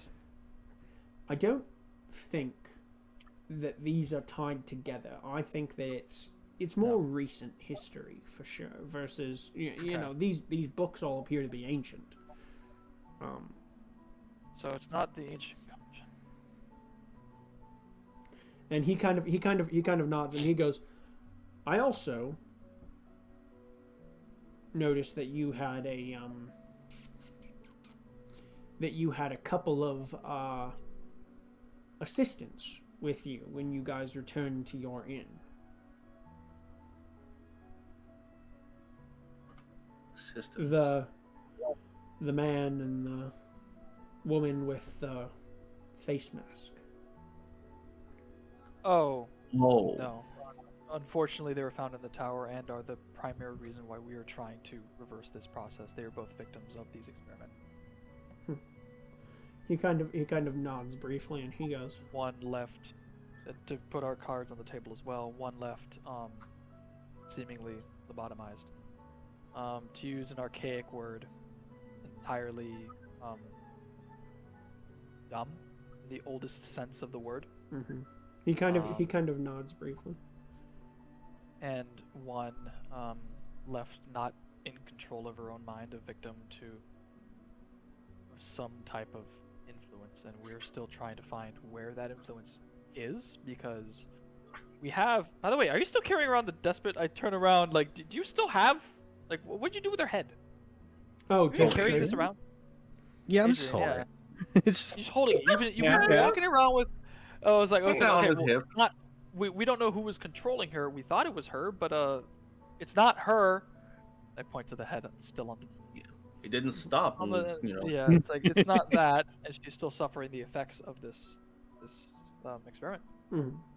And we need to find a cure, or at least a treatment, something. He nods and he goes, if you do so, I don't know if it's possible, but we have to try.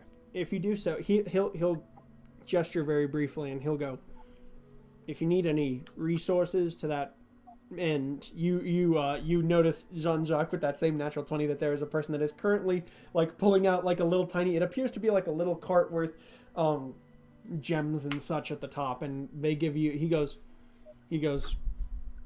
this, you see he raises his hand very briefly, the cart stops and he looks at you guys and he goes, this this study will be very helpful to our purposes here.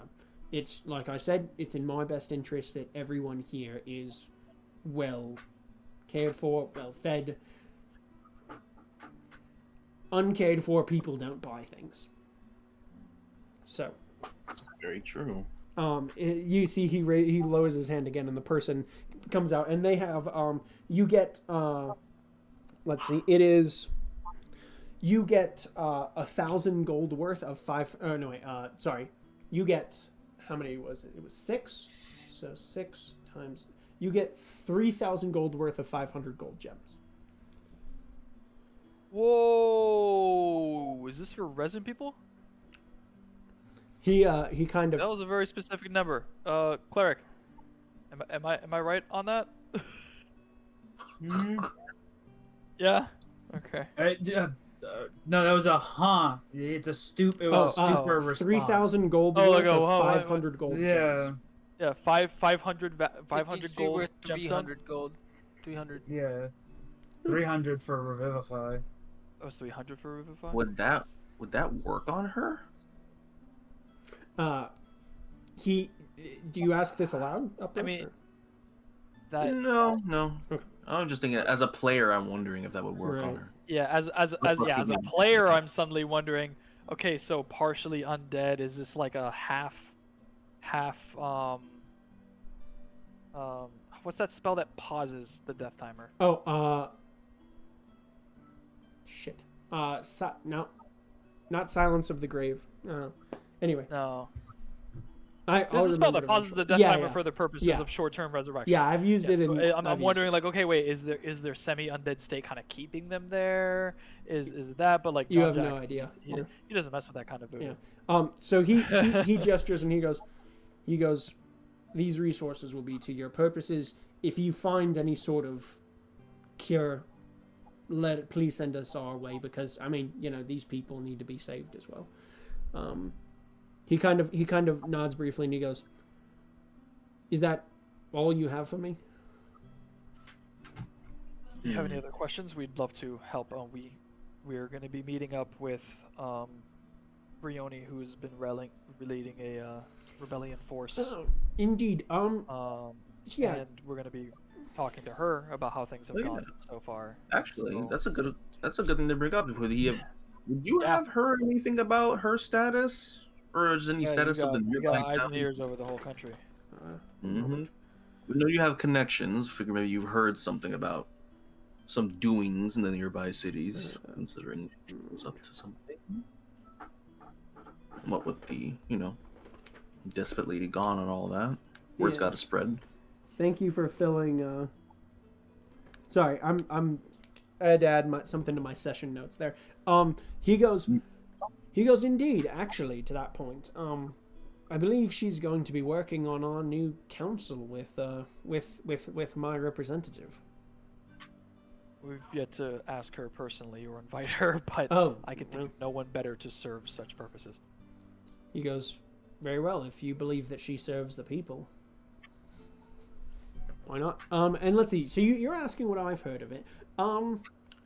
Well, last I heard, he kind of like looks over to the side just briefly, and he goes, last I've heard, the raid on Smivar went over relatively well.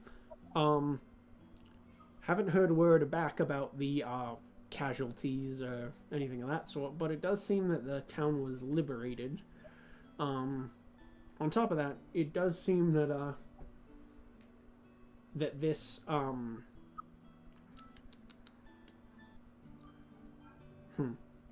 he's gonna take a second and think to himself, wondering whether you guys should be trusted on this information that he has. Hit me with a persuasion check. Yeah, I could do this. Okay.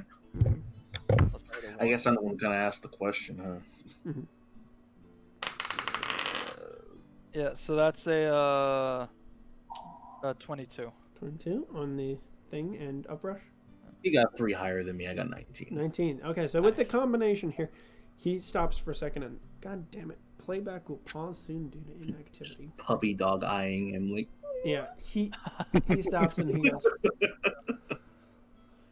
we heard that there were beams of mucusy yellow light that were firing out into the sky at some point a night ago.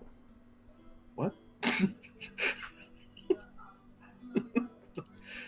Where? What? In Smivar.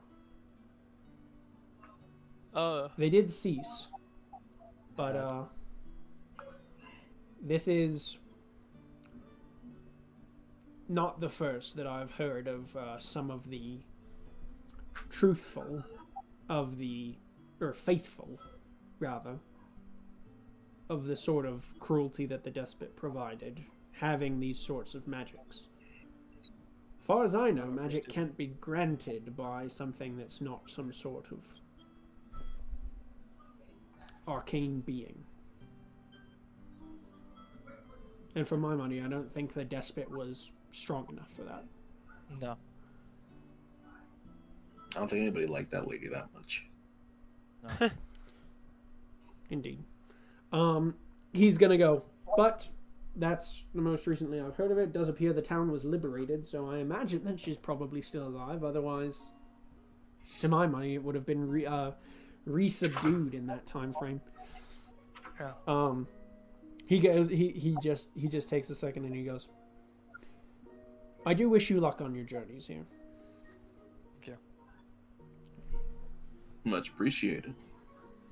If you find anything, let me know. I have hella research materials. Okay, so how many bottles is that? Oh, so the crates. It actually appears that it doesn't. They don't give you the full crate as they've wheeled it over. The person takes out and hands to you, 4 vials worth of this, 4 additional. So you have 5 total. So we have 5. Mm-hmm. 5 Of varying bottles. Mark 5 vials, varying strength.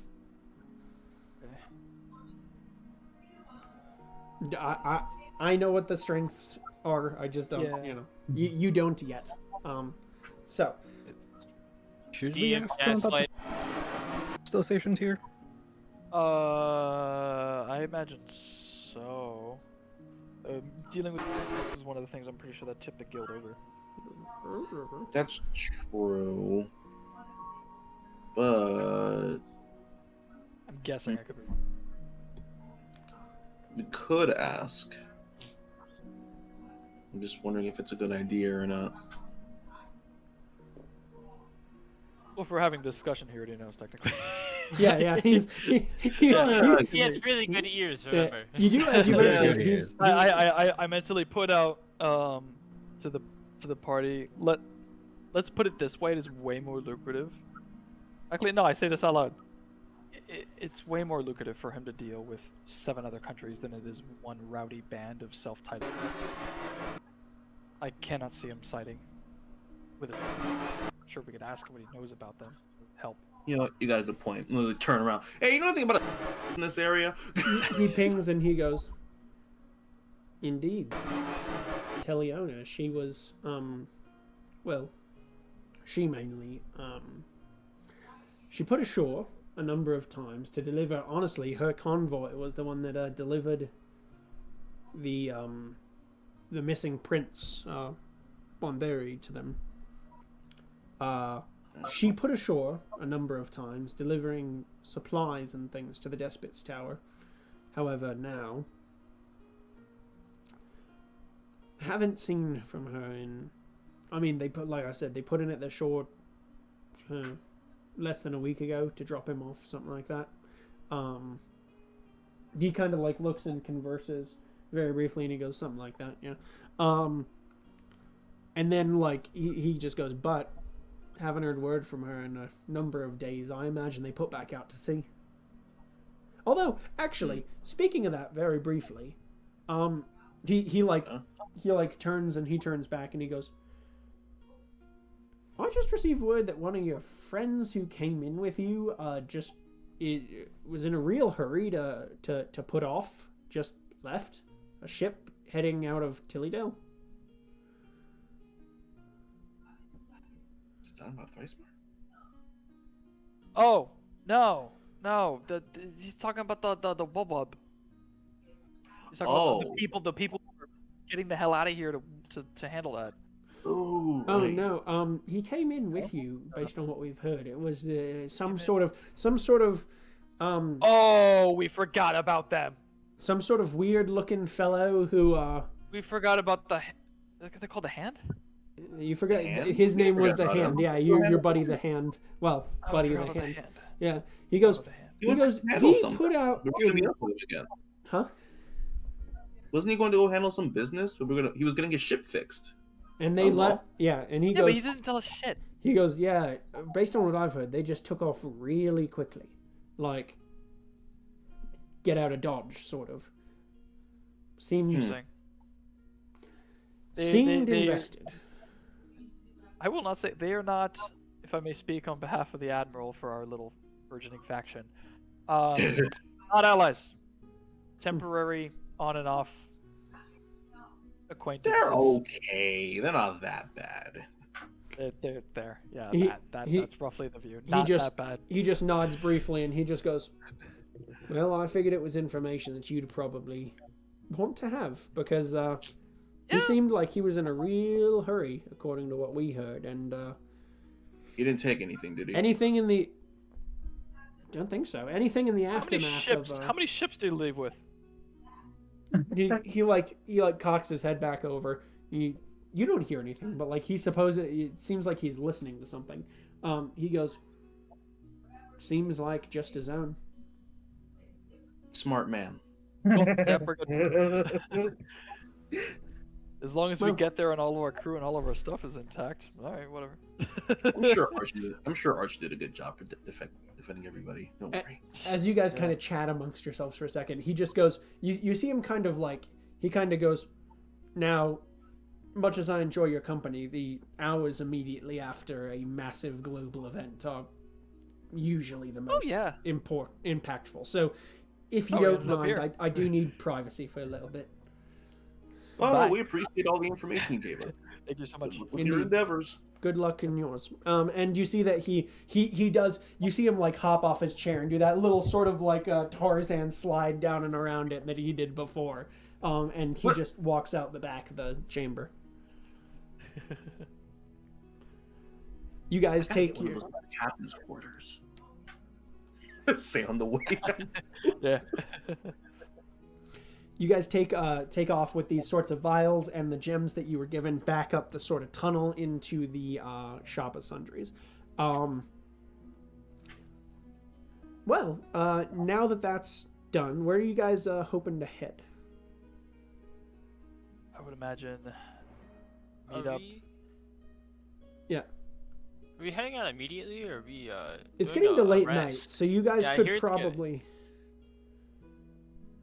Probably time to get a rest for everybody. Yeah, it might be good. Mm-hmm. All right. So you make your way back to the inn where you guys had your quarters. As you're heading out, Jean-Jacques, Shandy gives you a couple of middle fingers as you head out the door, and just farewell. See you again soon. I would return the favor, but I'm holding someone right now. So you take off. You've got still Ahura knocked out on your shoulder. She does begin to stir again, Drake, as you get back closer to the tavern. Speaking of her, actually, I meant to say this way earlier. I wanted to say that I wanted to take the weapons off her body. Yeah. I imagined it, at least in this one. Yeah.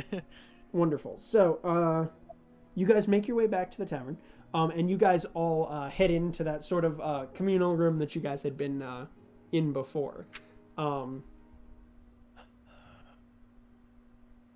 What would you like to do in this moment? Because I know that you have a few things that you can investigate. You have a few things that you can think about or ask questions about. Is this a private space? Yes. Can someone look at this cool spear I found? What? I can cast identify. He's holding out one of the spears from the I took it off. soldiers. Oh, yeah, nice. The battlefield Oh. against the despot. Mhm. It was just one of the goons. He had a spear that blew up the ground, and I picked it up. And you Alright. brought that Yeah, inside? I was like, I haven't used it. Bro wants to take the roof off Identify. the building. Yeah, Hector's gonna cast it. Wonderful. Yes, Let me identify. Choose one We- object that you must touch throughout casting the spell. If it's a magic item or some other magic imbued object, I learn its properties, how to use them. Attunement, use, charges. Wait. Spells Sorry, affecting can you- the item. Can you read the Item. first part of that spell again? Sorry. You choose one object that you must touch Object. throughout the casting of the spell. Touch. If it is a magic item or some Magic. other magic imbued object, you learn its Uh-huh. properties, how Uh-huh. to use them, Uh-huh. whether it requires attunement to Uh-huh. use, how Uh-huh. many charges I it see has, what if you're any. saying. Uh-huh. You learn whether any spells are affecting the item Uh-huh. and what they are. If the item was created Uh-huh. by a spell, Yeah, you learn cool. which You're gonna spell you're gonna touch his stick, then you're gonna touch this bottle of piss, and then you're gonna touch my friend's mask. Yes. Oh, the mask. If you I instead thought... touch a creature lot throughout to the work casting, you learn what spells, if any, are currently affecting. Just it. kidding. Just lay on hands. All I right. thought you her. were So, gonna say touch her because she's like. I Object was question mark? rephrasing. We've had way too much phrasing so far, and I don't want to be like Hector. Go touch her. I can do it 4 times until I need to go take a nap. Okay, that cool. 1, 2, 3, and you got 1 to figure out if you want to touch something else. What spell slot should I even fucking leave open? God damn it. But I we're know the about fir- to rest. First, No? first Yeah, we're Yeah. done. I think we're done for the like. As much as like I want to like, excitedly prance off like, and traverse the fallen country of Iptharoon to find my blue girlfriend. Like, it's not time to do that. It's the evening yeah, after yeah. all this. The sun's going down. It's like, All right. No. I cast it on the 3 things. Wonderful. So the spear first. The spear is, let's see, it's a magical spear. Normal attacks deal 1d10 plus it is plus strength. The fire attack does 2d6 force. It appears that with the identify spell, it appears that the necrotic portion of it came from the casters themselves, right, rather than the object. Yeah. Still. So magical plus 1 spear with this effect on it. A little kaboomy on the end of it. Yeah. Yes. The jar. The vial is hard to tell, actually. You go to cast Identify on it, and, like, there's so much shit swirling around in there that you're, like... It's hard because it, like... It does not appear to be an easily identifiable, this is exactly what this spell does. You're getting, like, a sense of, like, okay, there is a combination of, like... And the different ones, you're like, well, you can only cast it on one, you said, right? Roll me a D... I have 3. Yeah, he's gonna cast it 3. Yeah, oh, you're gonna cast it on. He's casting it on the spear, on the bottle, and on Ahura. Right. Sorry. Let me rephrase. You're only casting it on one of the bottles, though. Oh yeah. Yeah. So of right. varying strengths. Yeah. Unless he wants to like display his hands out. Hit me with a D12 roll and tell me where you what number you get. 2. 2.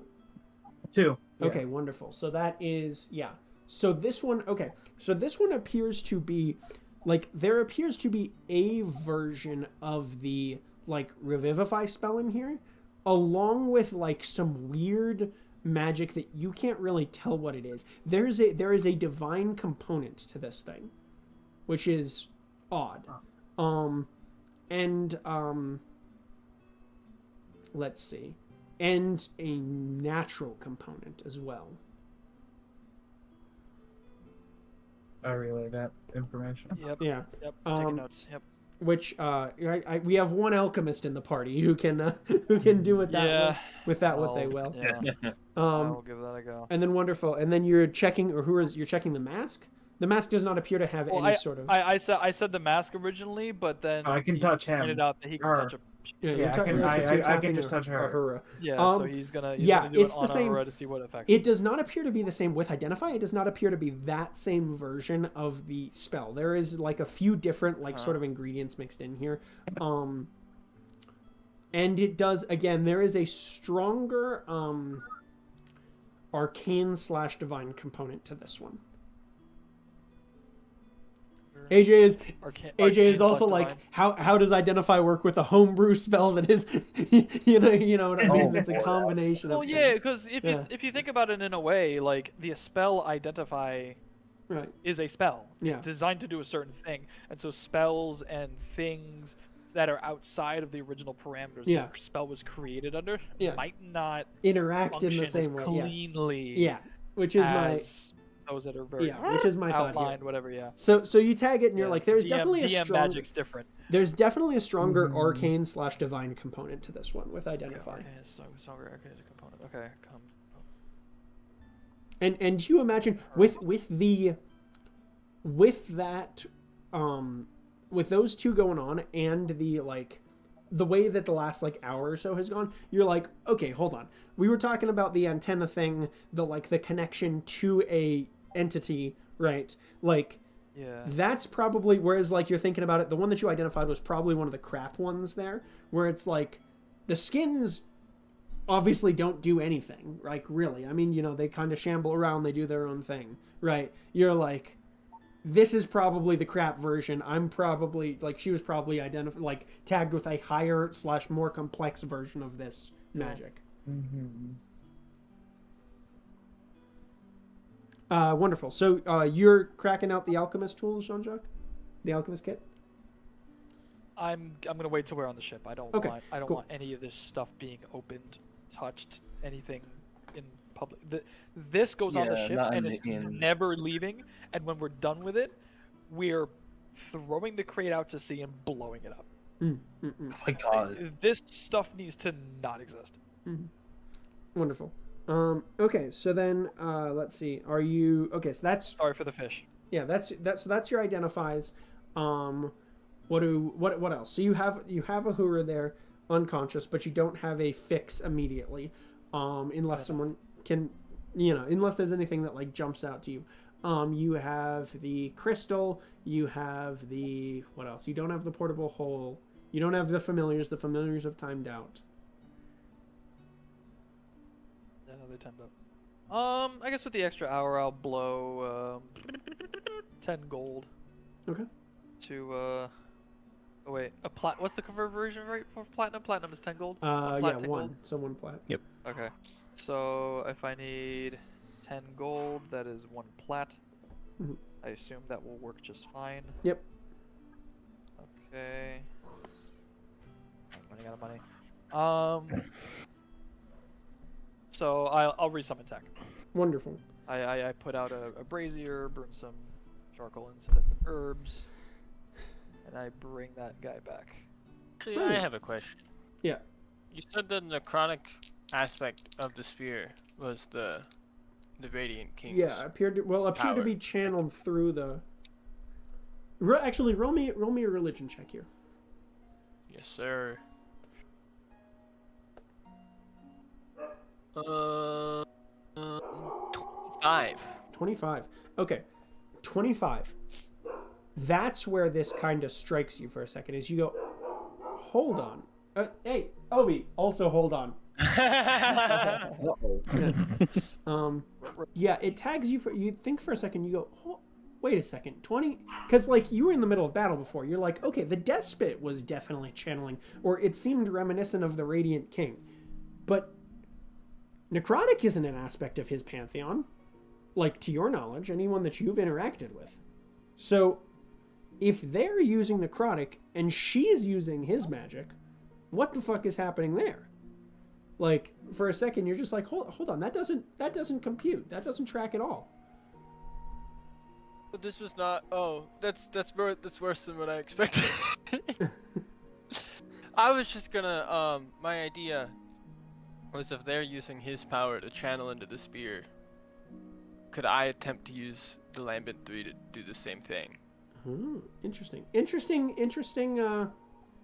concept. Yeah, I think you need to think on it a little bit more. With the 25, that's like, that definitely pops up. But like, you take a second, you get really confused and like worried by this other factoid now, and then you're like, hold on, maybe? I don't know. But yeah, more pressing matter has now occurred to you. Fate. What was that? I've been distracted by a worse fate. Exactly. So anyone's allowed to roll me an insight check here. I like rolling those. Ooh. He says with a yawn. I got a 31. Okay. 19. Dirty 20. 31? No, he said dirty one. Okay, way to rub it in. Oh, 31 from Uprush? No, I was making a joke. He said 31. Yeah. Oh, did you mean 31? You got a 31? Yeah. No. Hopefully. No, the well, for you that would be a does Kidru hold in feelings very well? Would that be like when is he very expressive? It is hard to read a bird. Yeah. my feathers ruffle. Though with a with a 19, his pupils quickly expanded. Yeah, with a 19. I'm so For the sorry. necrotic part of the Radiant King, I feel like it would probably just be more confusion than anything else. Because like you said, a lot of the experience, there's been nothing that would ever track that, so it just doesn't line up with what I know. So you guys, the natural 20 insight and the 19, was there anyone else above 18 there? What? So Drake and I can't actually see the thing. Yeah, give me a second. Oh, let me see who got role play. Oh yeah, so yeah. So that's So you two. You take a second and you like look over and you see Kidru like very slowly. He's like cocks his head in like that bird way at like the spear, and then like blink, and like you're like, wait a second, he's weirded out. There's something happening here. Mm-hmm. What's be on your mind? You good?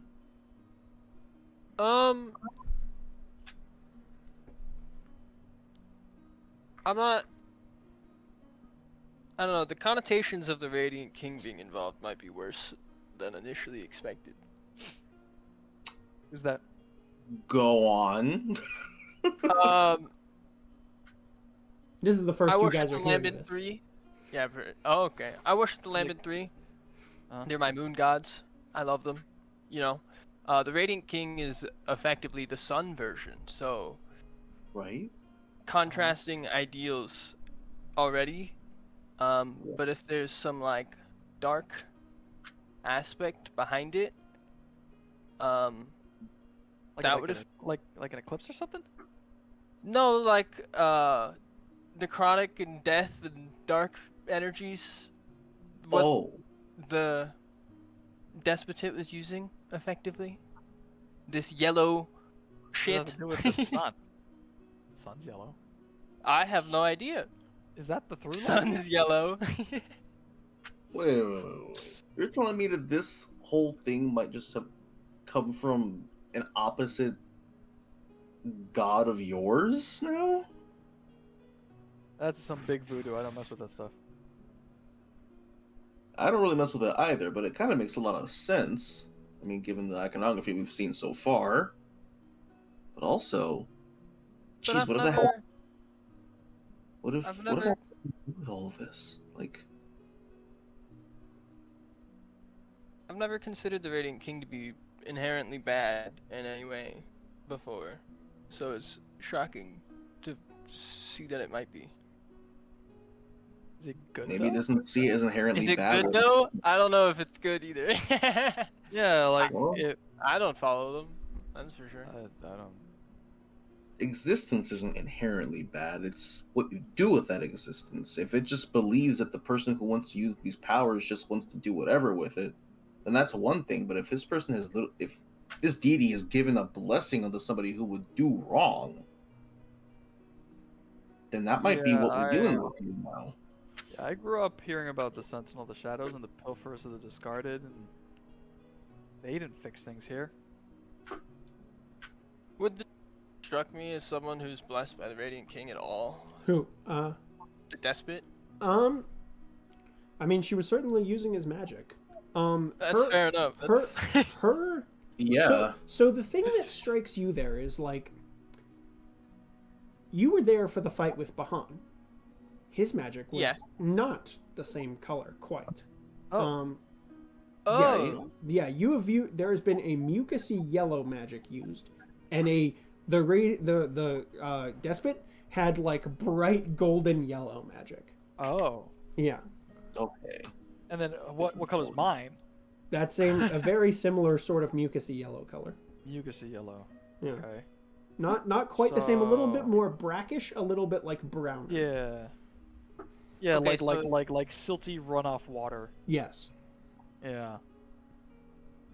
Mm. And so it's like you're like you're tagging that these are similar. You're tagging that they're all yellow offshoots, right? But the fact that there are 3 separate magics in play here is what's like jumping out to you. So mine. You're saying the 3 are mine, the Despot, and then these other sightings. Right. And these other sightings line up with Bahan's. Yes. Bahan and what you've based off what you've now heard, Abimbalo. Yeah, that's what that sounds like. Hmm. So, Quick question, AJ. Yeah. For the connection for whatever's happening to the, what was her name again? The despot? Oh, for Ahura. Yeah. Does that have to be like a physical object or a being higher?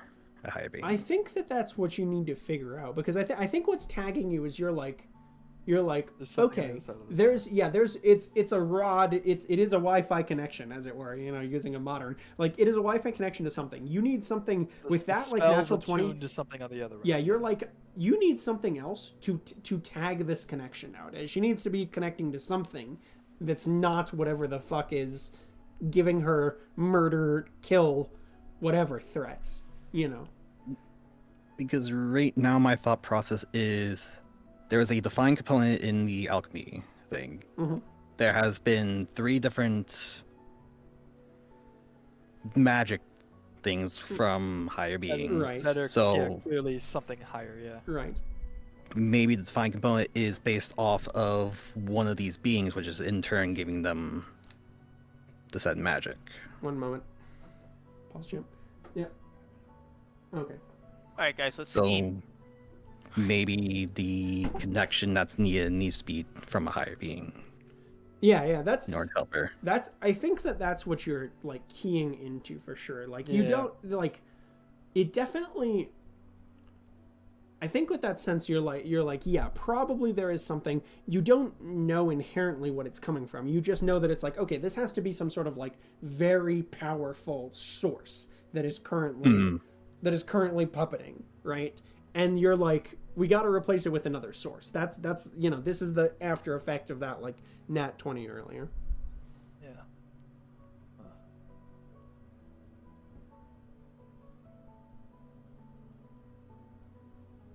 We gotta figure that out. Yeah. Yeah. Adrian would be mumbling that stuff out loud as well. Like, maybe this or this. So, if that's the case, is it, and which of the three? Probably not mine. Which of the three does the piss bottles? I'm just gonna keep calling them that. What does that one reflect? I imagine the sightings of Bahan. Yeah. Even though it's Right, even though it was in her tower, even even though it was in her tower, yeah. even though it's her experiments, it's clearly connected to this other thing. And you can roll me a history check here real quick. Yeah.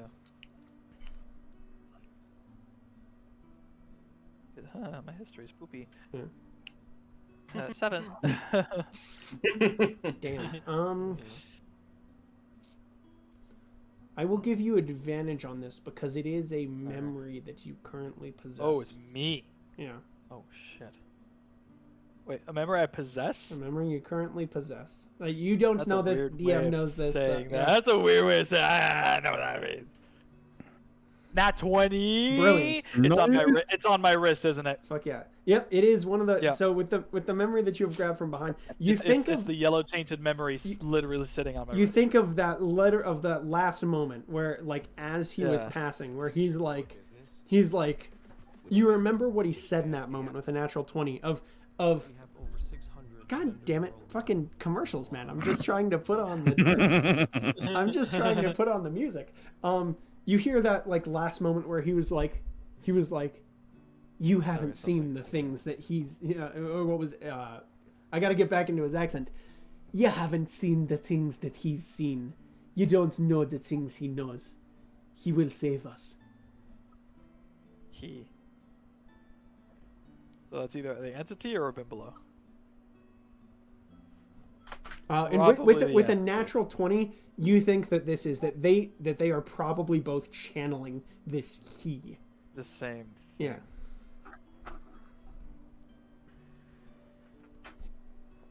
And it's separate from what. It's separate not from the entirely despot. separate, but different from what the despot had. Mm-hmm. Could the despots be stronger? That blows. What was that, Landon?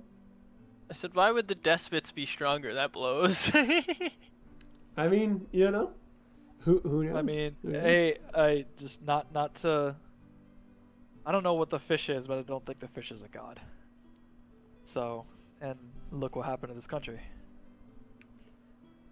So you don't have to be stronger to win,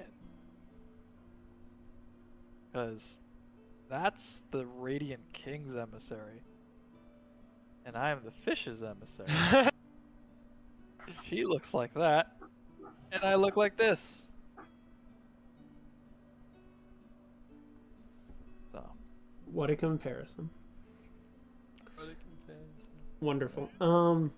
Player knows saying the god's name. You probably just Yeah. pissed him off. Are you guys? shouldn't have supported the despot. Sorry. Shouldn't have done it.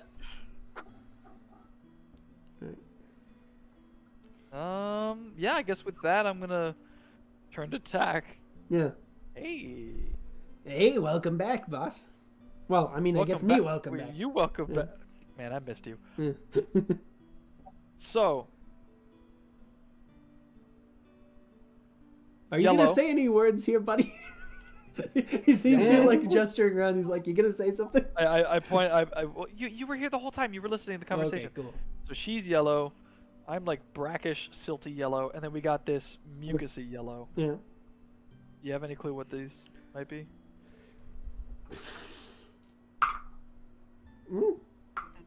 Well, he looks at the brilliant yellow and he goes, "Well, boss said well, not you, boss, big boss said never to interact with that because that's not great for us." So.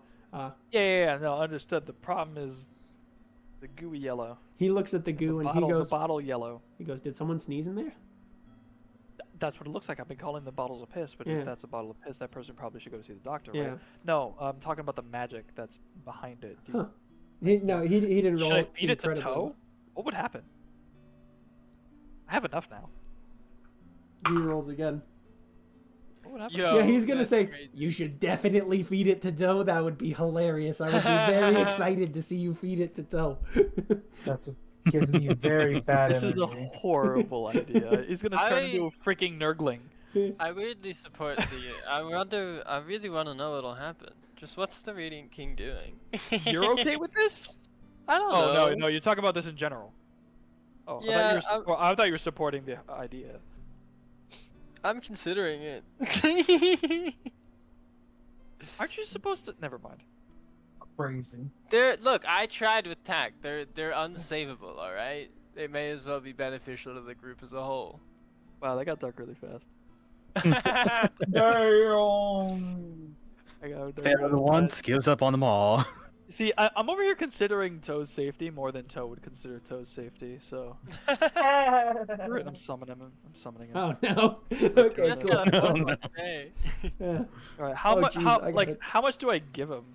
Is he gonna like slurp it down like baby Hercules? Like, Oh, what? God. Like, or is it like can he like try a little bit? Or if I try to give him a little bit, or he's gonna just slurp it down like baby Hercules? Like, I'm gonna blow my last. Should we hold him down? I summoned Tick and Toe. Yeah. Hi, boss. horrible idea. Hi, boss. All right, so I got a mission for you. Yeah. It involves drinking something you probably should not drink. Wonderful. That sounds amazing. I'm already on board. All right, what do you know of the Radiant King? I imagine not much. You probably know what Tack knows. Don't he goes basically. He's like, well, yeah. I mean, I know that boss said that we shouldn't really mess with him just because he doesn't really fuck around with our area of the outer plains. What's your area again? Sorry. Oh, we're with the Sentinel of Shadows, the Shadow Sentinel. We're in hell. That makes sense. Capital Okay, thanks. Okay. That makes sense. Yeah. You know what's Capital H All hell. dinner on autopilot. Eat smart factor. Oh, these little shits. All right. So, what do you know of Performing on Manju? the biggest stage in the world was just one This I'm step in curious my journey. about. I'm Does just he even growing know to it hate exists? this music thing. Sorry, what were you saying? I ask all three of my little Yeah. What do you know about? What do you know of Manju?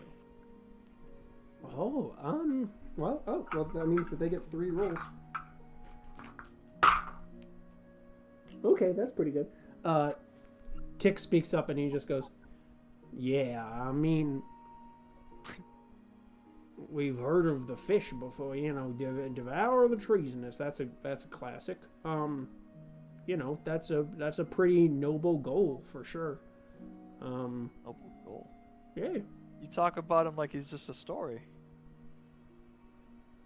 I mean, you know, any sort of outer creature has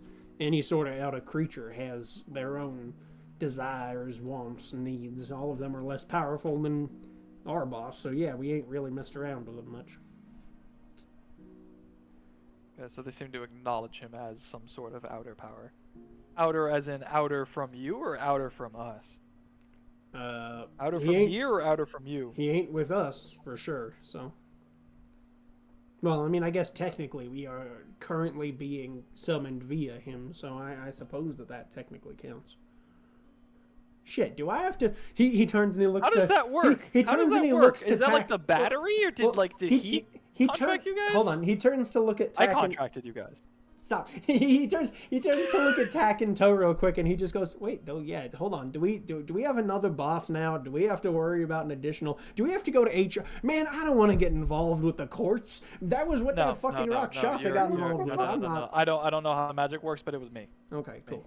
Me. It's just me. All right. I mean, I have a boss, but that doesn't mean you're... Okay, cool. Whatever. Boss? Actually, is he my boss? Corporate structure and legal loopholes, the best part of D&D. So he groans across he like looks and he goes, "Okay, so you needed me to drink a thing. You needed me to drink the thing." There's a third. Okay. And it's the power that, and I asking this one to Tack, who was there. Yeah. The power Bahan wielded. He goes, yeah. He goes, yeah. I'm pretty sure that we. Let's see. I think that we exploded all that stuff. No, wait. They exploded all that stuff. Yeah. Well, I don't know. The Looks stuff weird. and what Bahan had. Because Tack, you were there for when we fought Bahan. Yeah. It looks weird. I don't know what to make of it. It doesn't look like either of yours. So. Fuck it. So here you go. Cool. He goes. Bottoms up. No, and it. Yep. Glug glug glug glug glug. No. Uh-oh. And okay, 4 bottles of various strengths. You watch as his eyes roll back in his head, and there's like his little body starts shaking. You see it begin polymorphing very briefly into all of the different forms that it can swap into little bugs and animals and things, and then back into standard Quasit form, and then like it rises up, slams down onto the ground, and you watch as his eyes open and glow with this same colored light. And that is where we'll end today's session. Because as he goes because get decimated, bro. Yeah. No, I just handed Toe like unholy monster energy. Yeah. Unholy monster energy. All right. Look what you did. Yeah, we'll that'll be it for today's session, and we'll see you guys next episode, and we are out.